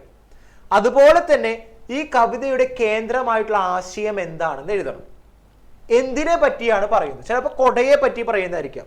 ഓക്കെ, അപ്പോ എന്താണ്? അപ്പോ അങ്ങനെയാണെങ്കിൽ കുടയെ കുറിച്ചാണ് പറയുന്നത്, അല്ലെങ്കിൽ വാർദ്ധക്യത്തെ കുറിച്ചാണ് പറയുന്നത്. അങ്ങനെ എന്തിനെ പറ്റിയാണ് ആ കവിത പറയുന്നത്? ആ ഒരു കേന്ദ്ര ആശയത്തെ ഉൾപ്പെടുത്തിയിട്ട് വേണം ആദ്യത്തെ പാരഗ്രാഫ് എഴുതി തീർക്കാനായിട്ട്. ആ കവിതയുടെ പേരുണ്ടായിരിക്കണം, ആരാണ് എഴുതിയെന്നുണ്ടായിരിക്കണം, കവിതയുടെ കേന്ദ്രമായിട്ടുള്ള ആശയം എന്താണെന്നുള്ളതൊക്കെയും ആദ്യത്തെ പാരഗ്രാഫിൽ ഉൾപ്പെടുത്താനായിട്ട് ശ്രദ്ധിക്കണം. കേട്ടാ? അതിനുശേഷം അടുത്തതിലേക്ക് വരുമ്പോൾ നിങ്ങൾ ആ പാഠഭാഗം അല്ലെങ്കിൽ ആ കവിത വായിച്ച് ആ കവിതയുടെ ആശയത്തെ ഉൾപ്പെടുത്തണം. ആ പാഠഭാഗം വായിച്ച് ആ കവിതയുടെ ആശയം എന്താണോ ആ ആശയത്തെ അവിടെ അവതരിപ്പിക്കാനായിട്ട് ശ്രദ്ധിക്കണം. 3ാമത്തെ പാരഗ്രാഫിലേക്ക് വരുമ്പോൾ, 1ാമത്തെയും കഴിഞ്ഞ് 2ാമത്തെയും കഴിഞ്ഞ് 3ാമത്തെ പാരഗ്രാഫിലേക്ക് വരുമ്പോൾ നിങ്ങൾ അവിടെ ശ്രദ്ധിക്കേണ്ട കാര്യം, ഈ കവിതയിൽ ചിലപ്പോൾ ദ്വിതീയാക്ഷരപ്രാസം ഉണ്ടായിരിക്കാം, ആദ്യാക്ഷരപ്രാസം ഉണ്ടായിരിക്കാം, അങ്ങനെ പലതുണ്ടായിരിക്കാം അല്ലേ? പിന്നെ അതുപോലെ തന്നെ ആവർത്തിച്ച് ഏതെങ്കിലും വാക്കുകൾ വരുന്നുണ്ടായിരിക്കാം, അത് അതിന് ഭംഗി കൊടുക്കുന്നുണ്ടായിരിക്കാം. അങ്ങനെ ഒരുപാട് കാര്യങ്ങൾ ഉണ്ടായിരിക്കും. കേട്ടാ? അപ്പൊ അങ്ങനെ പല കാര്യങ്ങളുണ്ടായിരിക്കും. അങ്ങനെ കവിതയ്ക്ക് എന്തെങ്കിലും വിശേഷപ്പെട്ടത് ഉണ്ട് എന്ന് നിങ്ങൾക്ക് തോന്നുന്നുണ്ടെങ്കിൽ, അല്ലെങ്കിൽ നിങ്ങൾക്ക് ഇഷ്ടമുള്ള ഏതെങ്കിലും വരികളൊക്കെ തോന്നിയിട്ടുണ്ടെങ്കിൽ ആ വരികളൊക്കെ എന്ത് ചെയ്യണം? ആ വരികളൊക്കെ എടുത്ത് 3ാമത്തെ പാരഗ്രാഫിൽ എന്ത് ചെയ്യണം? കോട്ട് ചെയ്ത് പോവാം. ഏറ്റവും അവസാനത്തെ പാരഗ്രാഫിൽ കവിത ഇന്നത്തെ സമൂഹത്തിൽ എങ്ങനെയാണ് നിലനിൽക്കുന്നത്, എത്രത്തോളം പ്രാധാന്യം ഇന്നത്തെ സമൂഹത്തിൽ ആ കവിതയ്ക്കുണ്ട് എന്ന കാര്യത്തെ ആസ്പദമാക്കിയിട്ട് വേണം എന്തെഴുതേണ്ടത്? ഏറ്റവും അവസാനത്തെ 4ാമത്തെ പാരഗ്രാഫ് എഴുതണം. അപ്പൊ എന്തൊക്കെ എഴുതണം? ഏറ്റവും ആദ്യം ഒരു നല്ലൊരു തലവാചകം കൊടുക്കുക. 2ാമത്തെ ആദ്യമായിട്ടുള്ള പാരഗ്രാഫിൽ ആരാണ് കവിത എഴുതിയത്, കവിതയുടെ പേരെന്താണ്, കേന്ദ്രമായിട്ടുള്ള ആശയം എന്താണെന്ന് എഴുതി. 2ാമത്തെ പാരഗ്രാഫിൽ ആ കവിതയുടെ ആശയത്തെ ഒന്ന് ക്രോഡീകരിച്ച് എഴുതുക. 3ാമത്തെ പാരഗ്രാഫിൽ നിങ്ങൾക്ക് ഇഷ്ടമുള്ള വരികളുണ്ടോ, മറ്റു പ്രയോഗ ഭംഗികളുണ്ടോ, അതിനെ കുറിച്ചിട്ട് എഴുതുക. ഏറ്റവും അവസാനത്തെ 4ാമത്തെ പാരഗ്രാഫിലേക്ക് ആ പാഠഭാഗം എത്രത്തോളം എന്തുണ്ട്, സാമൂഹിക പ്രസക്തി ഉണ്ട് എന്നതിനെ കുറിച്ച് എഴുതി കഴിഞ്ഞാൽ അടിപൊളിയായിട്ട് അത് തീർത്തു കേട്ടാ. അപ്പൊ നല്ലൊരു ആസ്വാദന കുറിപ്പും അവിടെ എഴുതി കഴിഞ്ഞു. അപ്പൊ 6 മാർക്കിന്റെ കൃത്യമായിട്ട് നോക്കാം. പിന്നെ സാറ് ഇന്നലെ പറഞ്ഞ ഏറ്റവും ആദ്യം പറഞ്ഞ കാര്യങ്ങളിലേക്ക് ഒന്ന് പോവാണ്. ആദ്യത്തെ 15 മിനിറ്റ് കൂൾ ഓഫ് ടൈമിൽ കൃത്യമായിട്ട് എൻ്റെ മക്കൾ എന്ത് ചെയ്യണം? ഓരോ ചോദ്യങ്ങളും നല്ല രീതിയിൽ വായിക്കാനായിട്ട് ശ്രമിക്കുക. 1 മാർക്കിന്റെയും 2 മാർക്കിന്റെയും ചോദ്യങ്ങൾക്കുള്ള ഉത്തരങ്ങൾ ഇവിടെ എത്തിക്കുക. പരീക്ഷ തുടങ്ങിയ ആദ്യത്തെ 5 മിനിറ്റിനുള്ളിൽ തന്നെ 1 മാർക്കിന്റെയും 2 മാർക്കിന്റെയും ചോദ്യങ്ങൾക്കുള്ള ഉത്തരം എഴുതി തീർക്കാനായിട്ട് എന്ത് ചെയ്യണം? ശ്രദ്ധിക്കണം. അതിനുശേഷം സമയം നോക്കി, അതിനുശേഷം എന്താണ്? കൃത്യമായി സമയം നോക്കി മാർക്കിനനുസരിച്ചിട്ട് ഉത്തരം എഴുതാനായിട്ട് ശ്രദ്ധിക്കണം. 1 മാർക്കിന് 1 പോയിന്റ് മാത്രം എഴുതുക. നമുക്ക് ഓപ്ഷൻ ബേസ് ആയിരിക്കും, അപ്പൊ ആ ഓപ്ഷൻ മാത്രം എഴുതുക. 2 മാർക്കിന് എന്താണ്? 2 മാർക്കിന് 2-3 പോയിന്റുകൾ മാത്രം ഉത്തരം എഴുതുക. 4 മാർക്കിലേക്ക് വരുമ്പോൾ നമുക്ക് കൃത്യമായിട്ടുള്ള ഉത്തരത്തെ കുറച്ചുകൂടി എന്ത് ചെയ്യും? ക്രോഡീകരിച്ച് കുറച്ചുകൂടി വിപുലീകരിച്ചിട്ട് എഴുതാനായിട്ട് ശ്രമിക്കുക. 6 മാർക്കിന് നല്ല രീതിയിൽ ഇതുപോലെ പാരഗ്രാഫുകളൊക്കെ തിരിച്ച് എഴുതാനായിട്ട് ശ്രമിക്കുക. എഴുതുമ്പോൾ എനിക്കറിയാവുന്ന ചോദ്യമാണ് എന്ന് വിചാരിച്ച് 2 മാർക്കിന്റെ ചോദ്യത്തിന് 1 പേജൊന്നും ഉത്തരം എഴുതാനായിട്ട് ഇരിക്കരുത്. കേട്ടാ? എനിക്കറിയാവുന്ന ചോദ്യമാണെന്ന് വിചാരിച്ചിട്ട് ഏറ്റവും കുറവ് മാർക്കുള്ളതിന് കൂടുതൽ എഴുതി വെച്ച് കഴിഞ്ഞാൽ നമുക്ക് അവിടെ സമയ നഷ്ടം മാത്രമാണ് ഉണ്ടാവുക. അപ്പോൾ അങ്ങനെ സമയം നഷ്ടപ്പെടുത്താതിരിക്കുക. എൻ്റെ മക്കള് സമയവും മാർക്കും അനുസരിച്ചിട്ട് വേണം എന്ത്? മാർക്കും സമയവും അനുസരിച്ചിട്ട് വേണം പരീക്ഷ എഴുതാനായിട്ട്. പോസ്റ്റർ വരുമോ എന്ന് ചോദിക്കും. പോസ്റ്റർ 8ാം ക്ലാസ്സുകാർക്കൊന്നും അങ്ങനെ ഞാൻ ചോദിച്ച് കണ്ടിട്ടില്ല. പോസ്റ്റർ വന്നു കഴിഞ്ഞാൽ എഴുതാനായിട്ട് അറിഞ്ഞുകൂടെ നിങ്ങൾക്ക്? ബോക്സ് വരച്ചിട്ട് അതിൻ്റെ ഉള്ളിൽ പോസ്റ്റർ എഴുതുമ്പോൾ ശ്രദ്ധിക്കേണ്ട കാര്യം, വാരി വലിച്ചിട്ട് കാര്യങ്ങൾ അവതരിപ്പിക്കേണ്ട, ഷോർട്ടായിട്ട് അവതരിപ്പിക്കുക. അപ്പോൾ വെള്ളത്തിന്റെ ഇതിനെ കുറിച്ചിട്ടാണെന്ന് വെച്ചിട്ടുണ്ടെങ്കിൽ, ജലസംരക്ഷണം കുറിച്ചിട്ടാണെന്ന് വെച്ചിട്ടുണ്ടെങ്കിൽ പറയണമെങ്കിൽ ജലം അമൂല്യമാണ് എന്ന് മാത്രം കൊടുത്താൽ മതിയെന്ന്. അധികം വാരി വലിച്ചിട്ട് നിങ്ങൾക്ക് വരാറില്ല. 7ാം ക്ലാസ്സിലൊക്കെയാണ് അങ്ങനെ കൂടുതൽ പോസ്റ്റർ തയ്യാറാക്കാനൊക്കെ വരാറ്. 8ാം ക്ലാസ്സിൽ അങ്ങനെ കണ്ടിട്ടില്ല. ഇൻ കേസ് നിങ്ങളോട് ചോദിക്കുകയാണെങ്കിൽ പോസ്റ്റർ വരയ്ക്കുമ്പോൾ കൃത്യമായിട്ട് ബോർഡറൊക്കെ കൊടുത്ത് കൃത്യമായിട്ട് കാര്യങ്ങൾ എന്ത് ചെയ്യാം? അവതരിപ്പിക്കാനായിട്ട് ശ്രമിക്കുക. നോട്ടീസ് അതുപോലെ തന്നെ ഇതൊക്കെ ചെറിയ ക്ലാസ്സുകളിലാണ് കൂടുതൽ ചോദിക്കാറ്. നിങ്ങൾക്ക് കൂടുതലും നിങ്ങൾക്ക് വിലയിരുത്തൽ ചോദ്യങ്ങളാണ് ചോദിക്കുക. വിലയിരുത്തൽ കുറിപ്പ് തയ്യാറാക്കുക, അഭിപ്രായങ്ങൾ എഴുതുക എന്ന രീതിയിലേക്കൊക്കെ ആയിരിക്കും ചോദ്യങ്ങൾ വരിക കേട്ടാ. ഓക്കെ, അപ്പോൾ മക്കളെ നമ്മൾ ഉഷാറായിട്ട് തന്നെയാണ് നമ്മൾ ഇന്നത്തെ ക്ലാസ്സും ഇരുന്നത്. ഇന്നത്തെ ക്ലാസ് നമ്മൾ നല്ല രീതിയിൽ പഠിച്ചു തീർത്തത്. അപ്പോൾ നമുക്ക് നാളത്തെ മലയാളം പരീക്ഷയ്ക്കുള്ള 9 പാഠഭാഗങ്ങൾ നല്ല രീതിയിൽ തന്നെ ഇന്ന് നമ്മൾ പഠിച്ചു തീർത്തിട്ടുണ്ട്. അടിപൊളിയായിട്ട് നമ്മളത് ഓർത്തെടുത്തിട്ടുണ്ട്. ലെറ്റർ ഇന്നലെ പറഞ്ഞിട്ടുണ്ടായിരുന്നു സാറ് കത്തിനെ കുറിച്ചിട്ട്. ഓർക്കുന്നില്ലേ? കത്ത് 2 തരത്തിലുണ്ടെന്നുള്ള കാര്യം. ഔദ്യോഗികമുണ്ട്, അനൗദ്യോഗികമുണ്ട്. നമ്മുടെ പ്രിയപ്പെട്ട കൂട്ടുകാരനെ എഴുതേണ്ടതാവുമ്പോൾ അനൗദ്യോഗികമായിട്ടുള്ള കത്താണ്. ഔദ്യോഗികമായിട്ട് എഴുതുന്നതാവുമ്പോൾ പ്രേഷിതൻ, സ്വീകർത്താവ്, വിഷയമൊക്കെ വെച്ചിട്ട് എഴുതേണ്ടത് ഇന്നലെ പറഞ്ഞിട്ടുണ്ടായിരുന്നു കേട്ടോ. Yes, okay. അപ്പോൾ മക്കളെ ഞാൻ പറയാണ്, വീണ്ടും പറയാണ്, നിങ്ങൾ നല്ല രീതിയിൽ തന്നെ പരീക്ഷ എഴുതാ. ഓക്കെ കേട്ടാ? നല്ല രീതിയിൽ പരീക്ഷ എഴുതാ. ഇനിയും വായിച്ചു തീരാത്തവരുണ്ട് എങ്കിൽ നല്ല മക്കളായിട്ട് പാഠഭാഗത്തിന്റെ ഉള്ളിലേക്ക് കയറിയിട്ട് എന്ത് ചെയ്യണം? വായിക്കാനായിട്ട് ശ്രമിക്കണം.